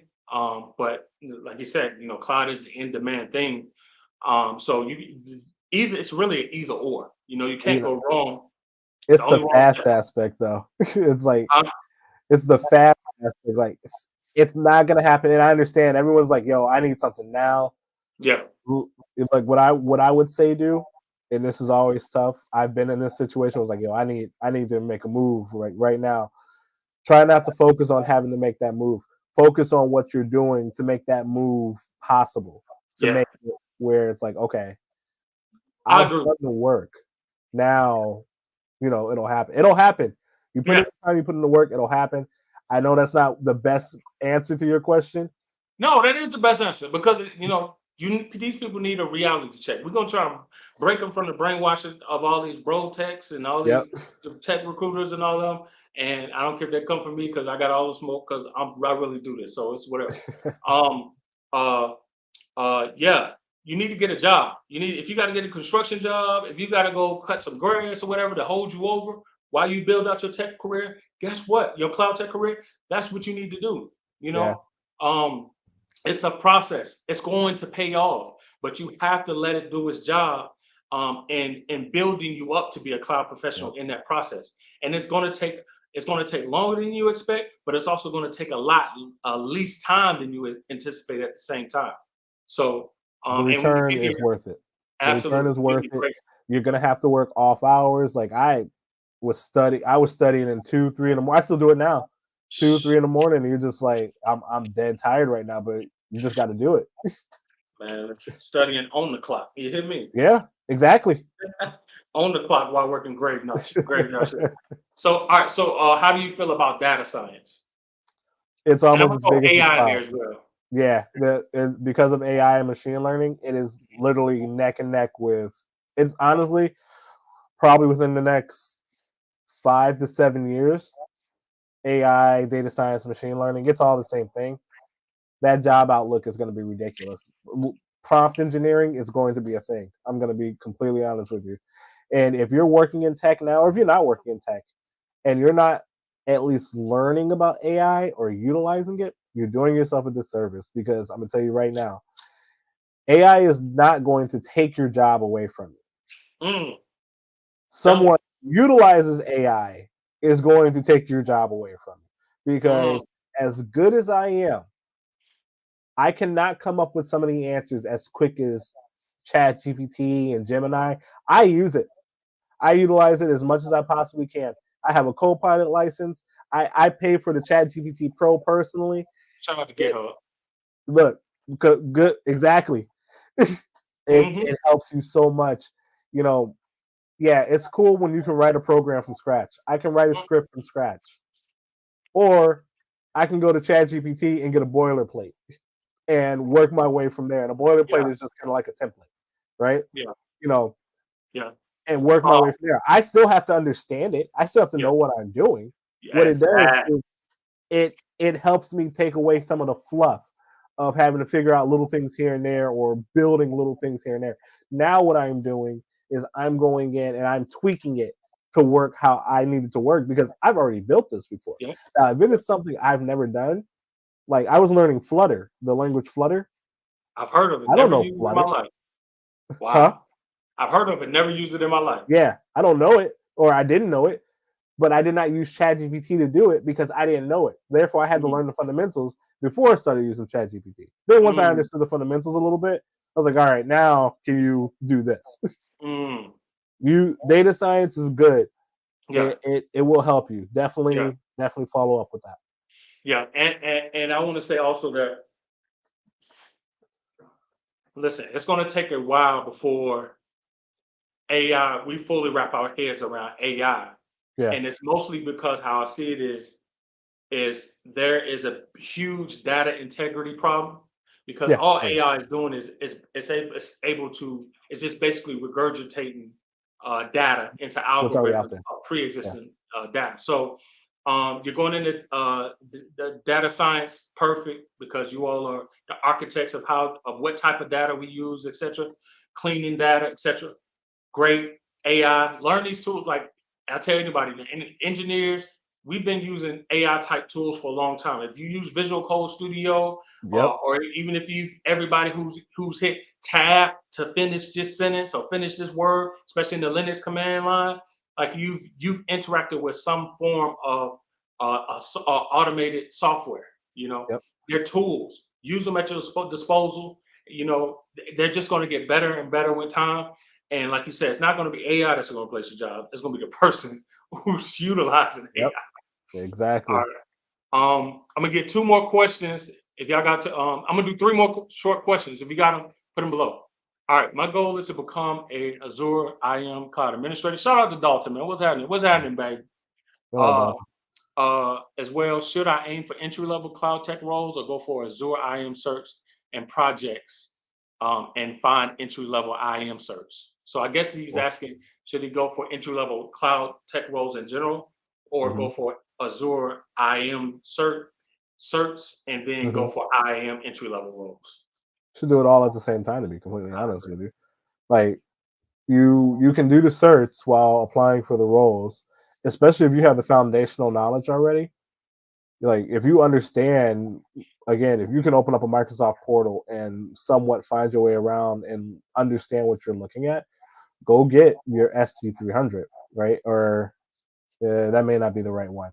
The Yeah, no, IAM, the SC300. IAM. No, you're right. It, SC300 is the IAM, the Azure, the okay. Microsoft cert. Yeah, you're right. Yep. IAM Yep. cert. Yep. So go get that. It's. I'm gonna be You can honest. really It's learn that in easy. a weekend, to be honest with I'm gonna be honest. I studied that for a weekend. It's all about authentication. That's you. it. Yeah, yeah, Authentication and MFA. yeah, Go get that. yeah. Then look for these roles. Look for the cloud tech roles because again, it's not all black and white what the role is going to be. You can look at it. I've looked at some of these IAM engineers. They'll what me as an IAM engineer is probably completely different than what an IAM engineer is at another company. So I say do it all at one point. Hey, you got a lot of depressing statements and questions that you make. This is your second one. He says, so people telling me software engineering, cloud engineering is oversaturated, especially with all the layoffs. So I feel discouraged about attempting a boot camp. So my boot camp aside, what's your Yeah. thoughts and comments about the saturation, the so-called saturation about software engineering, cloud? And I say it because I hear this all the time, especially from newbies and especially Yeah. from foreigners. What's your thoughts on that? It's not oversaturated if you go look at the job market. Go Mhm. again, go look at these job boards. Everyone is Mhm. hiring. Like people who just had layoffs are hiring for those same roles. It's so wild. It's like literally. it's not oversaturated at all, in my opinion. Like I think what it is I think now because companies have now kind of cut away the people from the COVID industry, right? Mhm. They're being a lot more careful about who they hire, and they're not just throwing money at people. I think Bingo. that's what's happening. It's not that it's Um, oversaturated; is that now they have people who are thinking straight because not everyone is stuck in the house and trying to figure out how to get their infrastructure and just needs bodies. Like during COVID, everyone just needed bodies. That was the big thing. How can I get a body who can reset this person's password or something like that? Someone with common sense. That's what they were looking for. They weren't even looking mm, for people with high technical skills. mm. So Um, let's see. Uh, let me see. Answer this one. All right. So Fred, I will answer your proprietary information. He wanted to basically know originally about how we deal with proprietary information being hosted on servers. mhm. Um, and how would we deal with that? And just in short, like you know, companies. One, I think that's also more of a data engineering question because they're Yes. responsible for the actual data that they put on that they put on the servers or place inside of apps that run on servers. Yeah. But two, um, that's what security best practices are for. That's what folks like Ryan doing his IAM security roles are for. Like zero trust policies. Yep. Least privilege. Stocks, high Um, trust. yeah, that's what all that stuff is there for. But I found this to be a little interesting. How Yeah. relevant is network and switching in cloud roles? How relevant is software-defined networking or knowing storage in depth? Now, Uh Freed, Falcon. First off, I think you're trying this. All right, that's what I think you're doing. I think you're really trying to see if we really know our tech stuff. All right, right. or we just guys just talking. But we gonna answer this one as best as we can. All right, Yeah. we're gonna be as smart asses with a smart ass. Um, all right. So what's your thoughts, and then I'm gonna give my thoughts. So as far as software defined networking and not and knowing storage and depth, for the software defined networking, you're pretty much talking about infrastructure as code, right? It again, it's the next big thing right now because all it does is it leads into automation. It's very, very relevant. Yeah. The software defined networking and knowing storage in depth because Mhm. that's all a part of the network cloud networking, right? Yeah. For networking and switching in cloud roles, I'm going to be completely honest. I can't really answer that because I don't do anything networking in the cloud. But it's still very it hasn't gone away. The rule networking and switching rules still exist in the cloud. It's just that it's in the cloud versus in a data center. And let's not forget that these switches are still in a data center somewhere. It's just you're not putting your hands on them now. So if you use Meraki, Ubiquity, these are all cloud network providers at this point. It's the Right. same thing. My whole house ran off of Meraki for a year. Bane of my existence. I'll never do it again. But still, Right. That's overkill. oh yeah, no, Unless you're horrible. running an enterprise out of the crib. I wanted to But learn. yep, makes sense. So and I'll back up on that. Is that as I said before, Networking roles are always prevalent, especially in the cloud, because it's essentially built on the backbone of networking. Networking specific roles, yes. There's Yeah, network security roles. I see network engineer yeah, roles, network, network admin. Every think of it like this: every position that an on-premise environment technology center will have is there relevant in the cloud because yeah, the tech stacks are simulated the same. It's just that cloud professionals know how to identify those services and know how to exactly. connect those services for apps to run in or to help set up hybrid environments. And Yes. then, like you said, software defined networking, IEC stacks, infrastructure as code. Yeah, very prevalent. Like that's the demand engineering skill because Yep. when it comes to implementation, it just helps you. It's all a part of the agile methodology of being able to Yep. push changes fast and continuously. Same thing with storage. There's even I've seen roles for storage engineers. They're just looking for people who just know storage really well. File Yep. storage, EBS volume storages. Uh, um, I can't think of any other storages off the top of my head, but That all boy's the busy. different type of storage units in the cloud. Yeah, there's roles for it, and you can know you can actually storage isn't as that deep as you would probably even think. Like it's one of the easier things to learn when it comes Yeah. about dealing with cloud servers. Um, and networking is probably the most complex part. You just need to know networking. If you know Yeah. you learn on-premise networking, especially gaining your CCNA. You learn about subnet routing, Yep. all relevant in the cloud. Yep. It hasn't gone away. Nothing has Yeah, changed. Like literally nothing. the cloud isn't anything. It's while it seems like it's breaking the wheel, it's not. It's the same thing. All it is we have remote access to these things that we didn't have remote access to before. Absolutely, That's absolutely. in plain speak. That's what Oh, it okay, I guess is. Freed our friend now. All right, Freed. He said he love you, Ryan. He love you, man. He said you don't need to cut your hair, man. Nah, Because Justin, that's my guy. That's like my best friend. He just gave me hey, some I'm stuff. glad you said that because I'm about to block Justin, but as soon as he talks, Nah, I'm gonna block a that's my troll. guy. I'm gonna block a troll quick. You hear me? But Man, nah, that's my guy. all right. So this is we're gonna answer two more, and then we're gonna get to our tech news. So Miss Henry. So she Come on, asked, Miss what advice Henry. do you have for time management when it's trying to upskill while working full time and having a family? Cause she said she is tired. All right, so look, Miss Henry, I'm gonna tell you right now. Just be prepared to be tired. You're gonna like if you gotta because like I have two kids, I have a wife, a full time job, and even before this, when I was still studying, I had to find time to. You have to find that time. There are a couple of things that you can do that will make things a lot easier. One, start blocking off your calendar and blocking off your time. Have dedicated time. Two, use the Pomodoro method. The Pomodoro method, what it does is you pick a task, and for 25 minutes, you are only focusing on that task. Then you take a 5 minute break. Then, if that task isn't completed, you do it for another 25 minutes. Then you take a 5 minute break. What you're doing is you're tricking your brain into thinking that you're not you're not overdoing it. 25 minutes isn't that long, right? So that is what I do. The Pomodoro method is what I do heavy. I heavily believe in it. That and blocking off your time. Block off your calendar.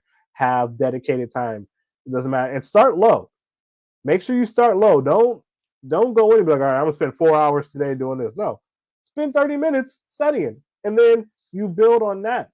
And then Yes, also set goals for yourself. And don't set long-term goals. Like yes. your long-term goal, maybe I want to be a cloud engineer.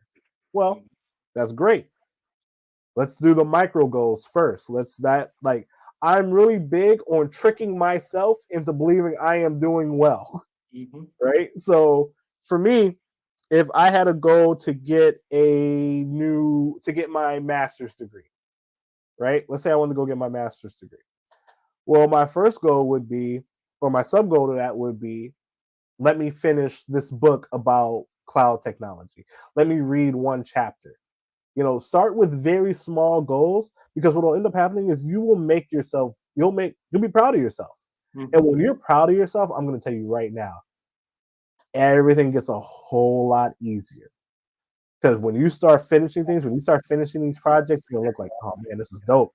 Now I want to do another one. And I told you with that UPN project, because I had so much success early, I got the bug. I was like, now I want to do more. So now I'm on that time now where I just want more. I want to keep doing more. I want to keep learning more. Like I said, I will stay up till 2, 3 in the morning and study. And then I wake up at 7:30 to take my kids to school. I start work at 9.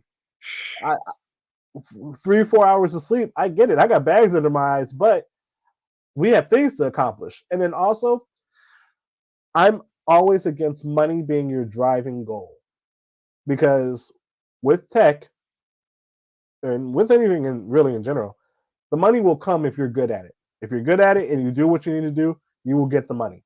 It's there. It's not going to be kept from you. Yep. Find a different driving force, because what's going to happen is you're going to get that money, and then your driving force was the money, and now You're late. you don't care anymore because you got it. Yep. You always have to make sure you're staying dedicated, and it's keeping you going. And to capitalize on that is, one, there's no easy way out but the way through. Like this isn't the scope of what we're doing is Tech at Nights, the whole channel and everything isn't to provide people with an easy way to do anything. Right. Because all of this requires hard work and dedication. And Yep. if you have those set of morals and principles already installed in you, or you Yep. pick them up along the way, you can get through these tech skills, because it's really easy, because the thing about tech, it either is or it isn't. Yep. There's no creative function where could be, or it's either going to work or it's not going to work. Right. But two is, when it comes to learning, so let's specifically say you want to get in and become a cloud IAM engineer, what have you. And instead of saying I want to learn an entire cloud, right? Or you want to learn all about cloud security, start with a small sector like IAM policies. Yep. Start with IAM, like break down like your goals, like Ryan said earlier, into manageable pieces. And then over time, watch how it builds and how you could connect the pieces a lot easier to where you can develop a larger appetite for a larger goal of these cloud specific roles and skills. So start small, do little 5-minute, 15-minute increments of work here and there. You got to get your hands on the keyboard and actually do the work, so that you start to eliminate that frost of fear of saying, I know the glossary terms. I know what things are from a picture or video, but I don't know how to actually do anything with it. So by doing those skills, it helps you for certifications. It helps your learning curve for interviews, help your learning curve for the job, actual role, etc. And then last but not least is you have to find time, of when I started off, and there was nobody really talking about this and telling me what I should do in cloud, etc. There were no mentors or big bros or anybody that I had to. I would study at work, in between tasks at work. I would study. I would listen to YouTube videos, etc. on my way home. Boring. YouTube videos on my way home in the car. Sometimes when I work out, I listen to content. Even like yesterday, I listened to John Civilli for a couple of Azure things. Look, GOAT. He is the GOAT. I learned so much from him. Yeah, John is that guy. Yeah, just fine. I smoke cigars all the time. I'm always on my phone working, learning something. And it doesn't help that or hurt that I'm a workaholic as well. But there's always time. It's just that what's important to you. That's what it's always going to boil down to. Are you willing to do the work required, or are you just willing to do the work you like to do? Because that's going to always come out in the wash of your results. Last but not least question. His name is Ryan Wright. Ryan Wright. Right. I'm saying Ryan Wright. Yeah, right. All right. And so last question. Dalton asks, are there any IAM project recommendations? Really good project to do is set up a hybrid environment using Microsoft Connect or Cloud Sync. It's Cloud Sync now. Sorry. You can do this, you can do this completely free. I'm gonna explain how you do it really quick. It'll take me 30 seconds. That's all you got to do. All right. You're gonna go to Azure, the Azure website. You're gonna sign up. If you've never had an Azure tenant or anything, you'll get an Azure tenant free for 30 days. 2, you're going to go to the Microsoft Evaluation Center. You're going to download Windows Server 2022 or 2016, doesn't matter. Okay. 3, you're going to go download VirtualBox if you're going to be doing all this from your host machine. If you happen to have another computer sitting around that you can connect to, this would be great because this will help you, mimic an enterprise situation. But if you don't, it's cool. But if you do, you're going to go download Proxmox. Okay, Proxmox is a virtualization software that allow, if you know what virtualization, if you're asking about IAM projects, I'm going to assume you understand what virtualization is. Yep. You're going to set up your own environment, your own identity environment. You're going to create, you're going to create your identities. There's actually an app, or not an app, a GitHub repo that will create dummy identities for you in your AD environment. I can't remember the name of it off the top of my head. I'll have to find it. Do that, and you can start breaking stuff and figure out how to fix it. Change people's, GUID IDs, mess up UPNs, mess with emails, start working with SAML claims, because for those 30 days that you have that Azure platform, you can set all this up. Look, I learned about single sign-on. If you want, so 2 things for free device management. If you want free device management for 30 days, you can use Intune when you do the Azure subscription. If you want free device management forever for up to 10 devices, and this isn't like a paid advertisement or anything like this, this is something I use. Jump Cloud. Jump Cloud is device management. It lets you use up to 10 devices. Use it. It's great. You'll learn so much from it. And when he mentioned that these projects, what was that virtual machine project? Which one? There's VirtualBox, which runs on your computer. VirtualBox. Or you can run Proxmox, which is the server version. Like it's a server virtualization. It's a hypervisor 2. If I get 1 and 2 mixed up, but I'm pretty sure it's hypervisor 2.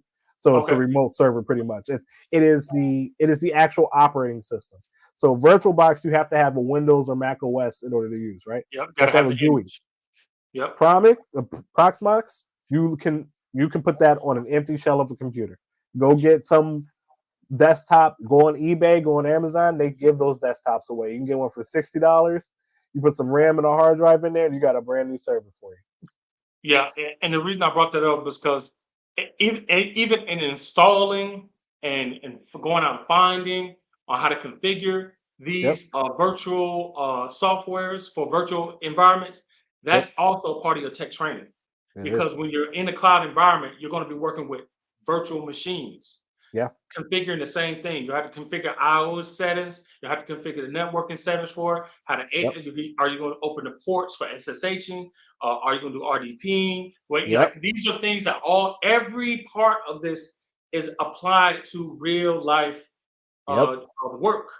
Tasks that you will be given. So don't undermine the process. It's all relevant, and add everything to your resume. Yep. Add it.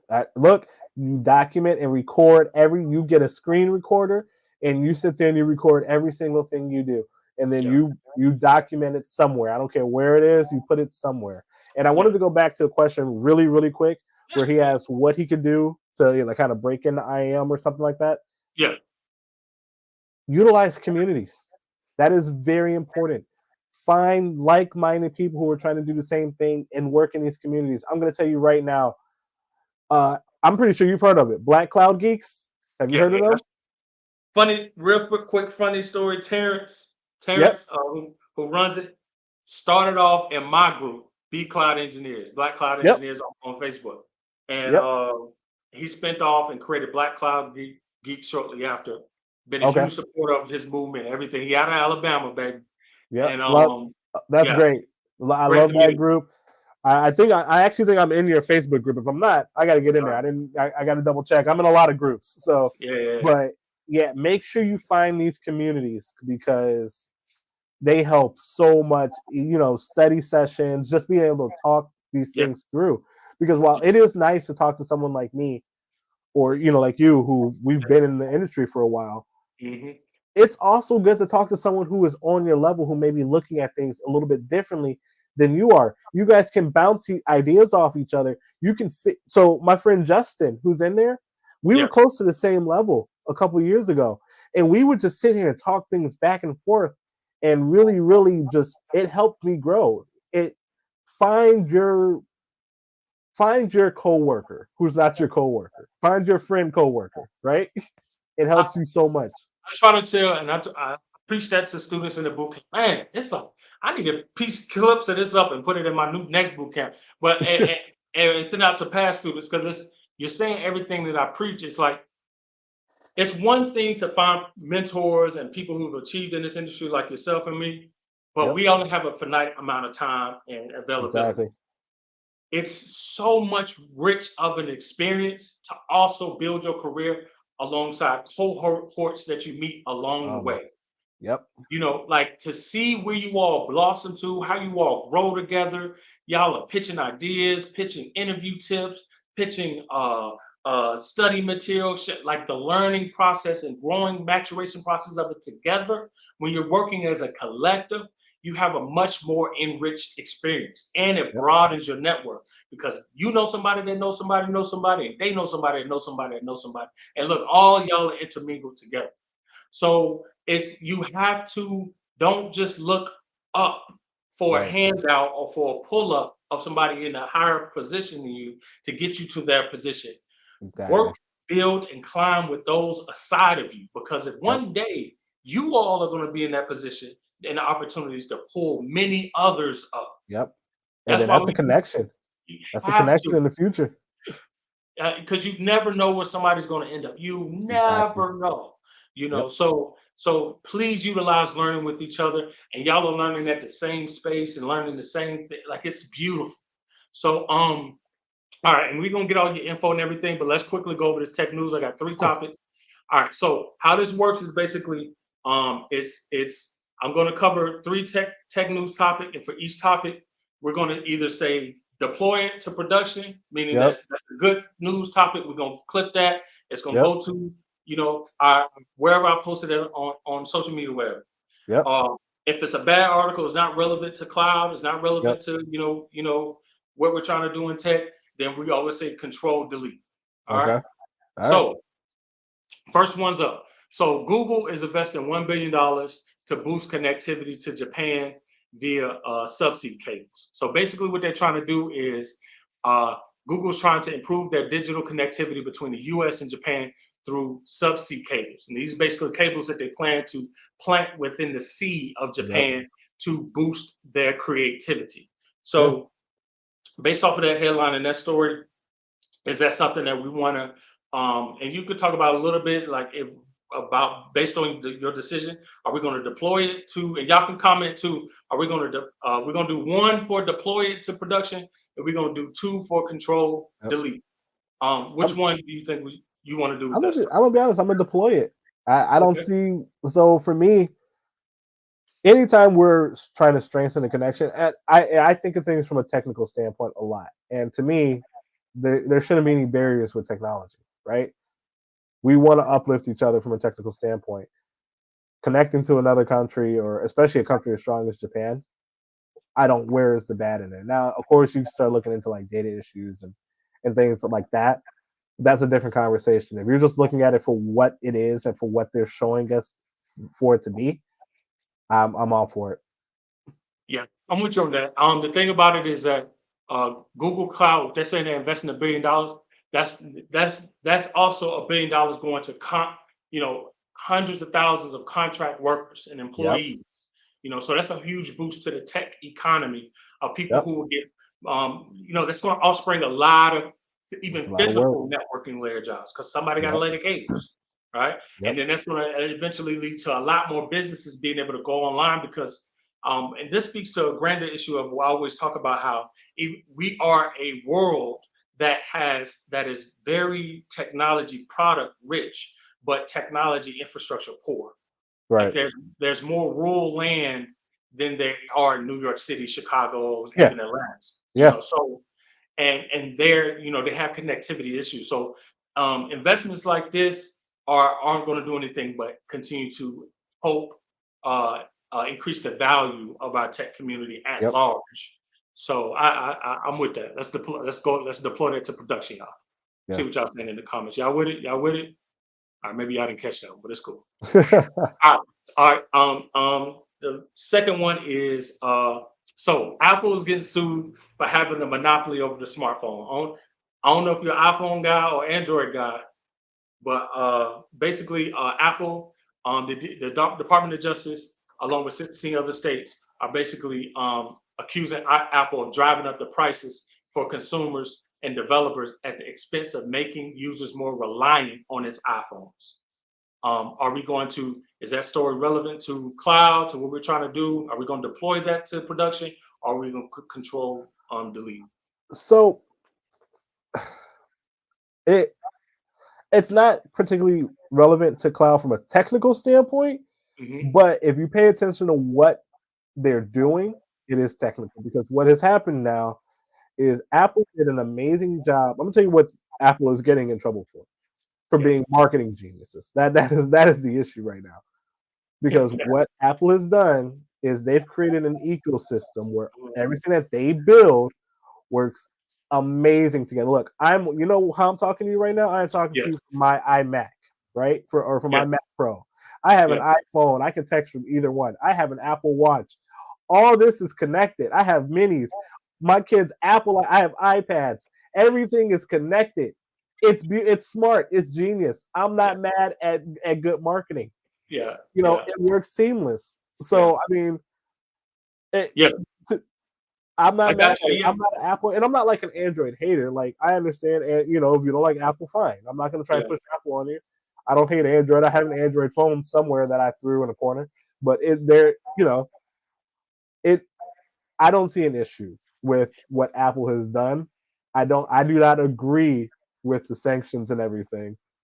I definitely think we got to. I think we got to deploy that. Yeah, all right, we'll deploy the production. King Dre said, I think he tried to say control, delete that one. He's oh yeah, no, we'll delete it. Yeah, I mean, it's one of those things where have they created a monopoly? Yes. If you look, and your history buff, like I'm a history buff, you know, they're, it started off with the Standard Oil Company, who had a monopoly on oil, and the U.S. had to come in and break them up, and then led to Bell South had a monopoly on telephones, came and break them up and into different sectors and regions. So I get that, it's really the government's fear of, again, another tech monopoly happening. The concerns I have with it is I do think it's right that we shouldn't have a monopoly. The only downside is Apple is now $1 trillion company, the first $1 trillion publicly traded company. How are we who's gonna compete? Like I get Droid is there. We got Apple Droid. We got a few, Japan has a few, Howie tech devices and stuff. But with Apple, how can you replace the hole that when they start to retract its hold on the industry, so. But here's the thing. Yeah. So Apple computers are not the most sold computers in the world. The cell phone is. The cell phone definitely is. Right? Apple has the cell phone. The cell phone, I believe the iPhone is the most popular cell phone going right now. Right. Right. Among creators, the Mac is the big dog. But you're right. If you're a gamer or dev guy, there's a spending curve. Most people cannot afford a new MacBook, and they're definitely not buying one at the rate that they're releasing them.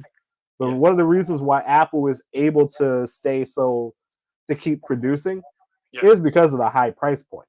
I think that's what a lot of people are misunderstanding. Yes. But I think I read somewhere that part of the reason for Apple is because they have kind of tricked people into believing that a green bubble is bad. I've seen some wild things out there. Their product team is a beast now. The product team is a beast. And there's a lot of truth to a lot of the conspiracies. The thing of it's like, if not, as I always point to, if not Apple, then who and what? And they are price gouging, but we're dealing with inflation. Who ain't price gouging at this point? Exactly. I went to Bojangles today. A 2-piece cost $10. I'm like, don't tell my wife that. It ain't even cheaper to eat at home though anymore. That's the problem. Like, groceries are expensive. Yeah, Yeah, they said groceries now is now the millennials' way of splurging. Yeah, That's their way of luxury now, is being able to buy good groceries. I went and bought the mangoes were like $3 for a mango. $3. All right, I'm gonna go to this last story. All right, and this is All right. about my favorite story. I've been talking about this story for weeks, especially if you follow me on LinkedIn. I've been on their ass. Uh-huh. Um, United Health, and I used to work for a telehealth company as well. Yep. And that was actually my first major tech role that I got. But so United Health, little backstory, they got hacked by Alpha. Let me show you how they played this. They got hacked by Alpha V. Alpha V had the whole system on the stranglehold and took all their data and said, "We'll release your system back to you, and we Yep. promise you we won't do nothing with your data for $22 million." All right. Whew. Right. So United Health said, "Okay, we're gonna pay you the money." So they paid Alpha V, the hacker group. They paid them the $22 million, and they Yeah. relinquished the system back to them. Imagine. And United Health, by the way, is a publicly traded company. This is a Right. company that's worth a few $1 billion. Um, so here comes Ransom Hub. Oh Ransom no. Hub is a hacker Yep. gang that said, we're the ones that actually did the hacking, and we have about 4 terabytes of your patient data. And if you don't pay Good us a time. rent, we're going to sell the data to the highest bidder in 12 days. So first off, are we going to deploy that story to production, or are we going to control delete that story? We're gonna 100% deploy it because that is very, very relevant to what we do. If Yeah. for like someone like me, that's like that goes hand in hand because that means that somewhere there was a vulnerability, someone messed up, somewhere there wasn't an off going around, there's a bad token somewhere, Yeah. something went wrong, and that is how they got in. So yeah, 100% gonna deploy it. And this points to, and I had this conversation with, we got in our boot camp, we got Jennifer Smith, who's she's our solution security architect. Yeah. She used to be a solution security architect for AWS, and we talked about it. We had a conversation about how a lot of companies just don't take the security training seriously, Yeah. and They just don't. aren't implementing the best practices for security. Like they have security people there, Yep. but the employees themselves are not taking actual training seriously, and they're not implementing. And this is one of those stories where it's going to get it's going to continue to enrich security engineers, cloud security engineers, Yeah. because think for a company that's second guessing, should we hire more security? Right. Should we pay them a certain amount? It's either you open up your budget about 2, 3, 4 million or more dollars, Yep. or you Or have this this happens. it's 22 million, and that's just for the first hacker group that showed up. You That's have for the a fake hacker group. And here's what I bet is happening. I bet you it's hackers from Alpha V who partnered together and probably stole some of Hacker V's data and Yep. clearly got together and said, "Look, we got your data too. We really did it." And now they're Look, gonna likely get a big bag for all this data that they're I'm gonna holding tell you right hostage. now, though. And then somebody else, Yep. Someone's gonna get a bag, but someone's going to jail. They're gonna oh, catch somebody. perfect. Oh yeah, somebody going to jail. First Yeah, off, no. somebody internally at the company is going to jail. So somebody Oh yeah, got to take the fall for it. yeah. Someone's taking the fall. But Somebody's they're taking gonna the catch someone from one of them hacker groups. They always do. always, Always. always, And man. they're not gonna catch the whole group, Yeah. but they're gonna find somebody. Oh yeah, they're gonna make an example of you too. Yep. You might get a life sentence. Whew. But all right, man. So appreciate you for your time, man. Of course, of course. So let me ask you, where can people want to, and for everybody knowing, you can always play this video back after it's posted to the live on our Yep. YouTube, BCloud Engineers. Um, and you can, all the questions and everything that he did or didn't answer, and or you want to get more detail about, because you forgot or whatever, just play it back. Yep. But for anything extra, how can folks reach you? Where can they find you? Um, Yeah, that's basically it. There's two main places you can find me. So either me and you, we met on Instagram. Yeah. That's where you'll see a lot of my tech content. It's IT Guy Rye. Find me on Instagram there. I respond. Follow me. I Oh, follow can you back. spell that for folks so they know? Yeah, it's ITGUYRY. A lot of people, I might have to change that because a lot of people keep saying it guy Rye. I'm like, no, it's IT guy. You know what? Never mind. But yeah, ITGUYRY. That's the first place. And then the other place, you can find me on Facebook. I do a lot of modding and everything for a lot of the anime groups there. But I I saw. also have my own small group, Anime Techies, where we talk about the connection between anime and tech and gaming and stuff like that. So those are the two places you can find me at. Come hang out. I saw that. Reach And out you to do a me. little I photography. always answer questions. I saw you do some photography as well. I do. Yeah, I do. I haven't done it in a long, long time. You probably saw my other Instagram, Ryan P. Wright photography or something like Yeah. that. I don't even remember the handle. I haven't done anything in a while, but yeah, I when I can, like, look right in front of me. I got lenses and everything. Nah, that's dope, man. Ryan, I gotta have you on again, man, in the future, Of man. course. We gotta talk more security, man. We gotta talk. We gotta definitely get more into that anime stuff, man. I'm a Oh cowboy, yeah. bebop, OG, anime OG. Okay. And we just gotta. And you're a historian. I'm a big historian, man. So Yeah. definitely, I'm gonna definitely be sending you a lot more IG DMs of intriguing posts that I see Oh now. yeah. No, we're gonna chop it up. I appreciate it, man. All right, so before we leave, before I let you go, do we have any last thoughts, any last opinions or anything you want to leave Man, the people with so that one, thank you so much for having me on the show. I really do appreciate you reaching out to me and everything. This has been a great experience. I love what you do. I love seeing us have these kind of platforms and everything to kind of try and help people grow. I think what you're doing is amazing with the boot camp. Like, yeah, I want to make sure I give you your flowers if no I one else appreciate does. it, 'Cause brother. I really do think you're doing amazing work out here. Appreciate it. And if you're looking to get into tech, I'm gonna tell you right now, don't even waste time. Don't keep questioning yourself. Don't overthink things. Just do it. Find a book. Like, you can find PDFs out there for free. People out there are giving you away resources. Look, I'm telling you right now, reach out to me.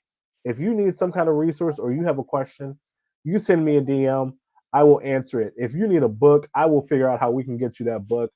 Like, let's get you going. Like, we want to see more people in cloud Yeah, tech yeah. because it's growing. It's there. The money is there. The careers are there. Like, it's life changing. Just as long as you're prepared to work, that's You go. all you need to know. That is all. As long as you're gonna work and study, you got to be a lifelong learner. Because I'm gonna tell you right now, technology changes every Hmm. year. Like, Hmm. we didn't see AI coming the way it did, and it's been there for a minute. But It's then it been here had for 40 one year years. where it boomed, and now Hmm. all of us got to retool and rethink how we're doing things. Yeah, yeah. And we So, haven't even gotten into quantum computing. oh my God, no, that's But a whole nother show. right.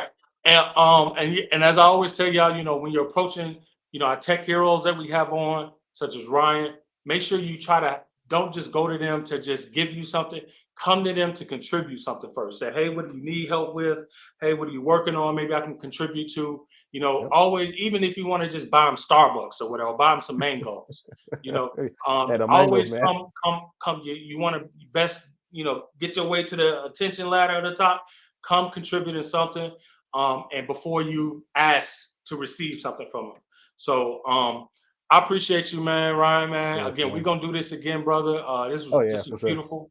Went a lot longer than I originally anticipated. I hope your family forgive me. Please forgive me, Yeah, they'll be Ryan good family. tonight. And hey, man, hopefully next time I have you on, we're gonna drink, man. You're gonna sip something Yeah, with me. hey, I promise. All right, Next time I'm on, we're gonna do something. All right. all right, bet, man. All right, man. I'm gonna let you go, brother. I'll talk to you later. All right. Later. All right, all right. Let's see.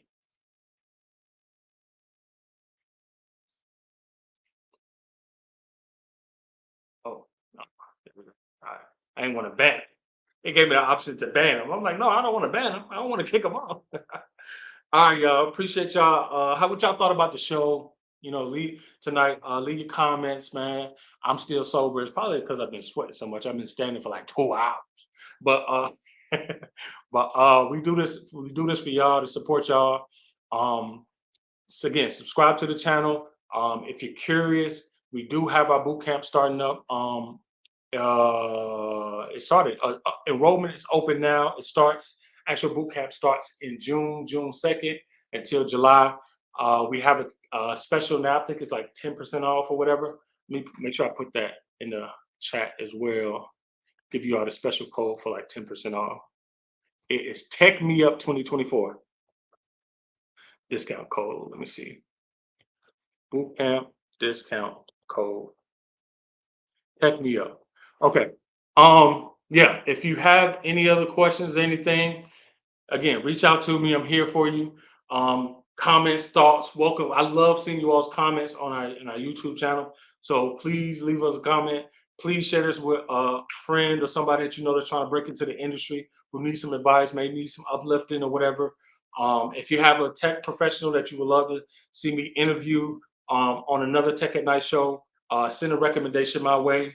I would love to check them out and vet them myself. All the tech professionals that I always have on, I've watched them for a while, so I kind of know their temperament and what to the depths of how well they know the technology, so that they are able to give you all the richness of actual answers to your questions and the actual accuracy in your journey. So you're not just getting all hype content, you're getting real content that's giving you real concrete advice. So appreciate y'all, man. Subscribe, share the channel.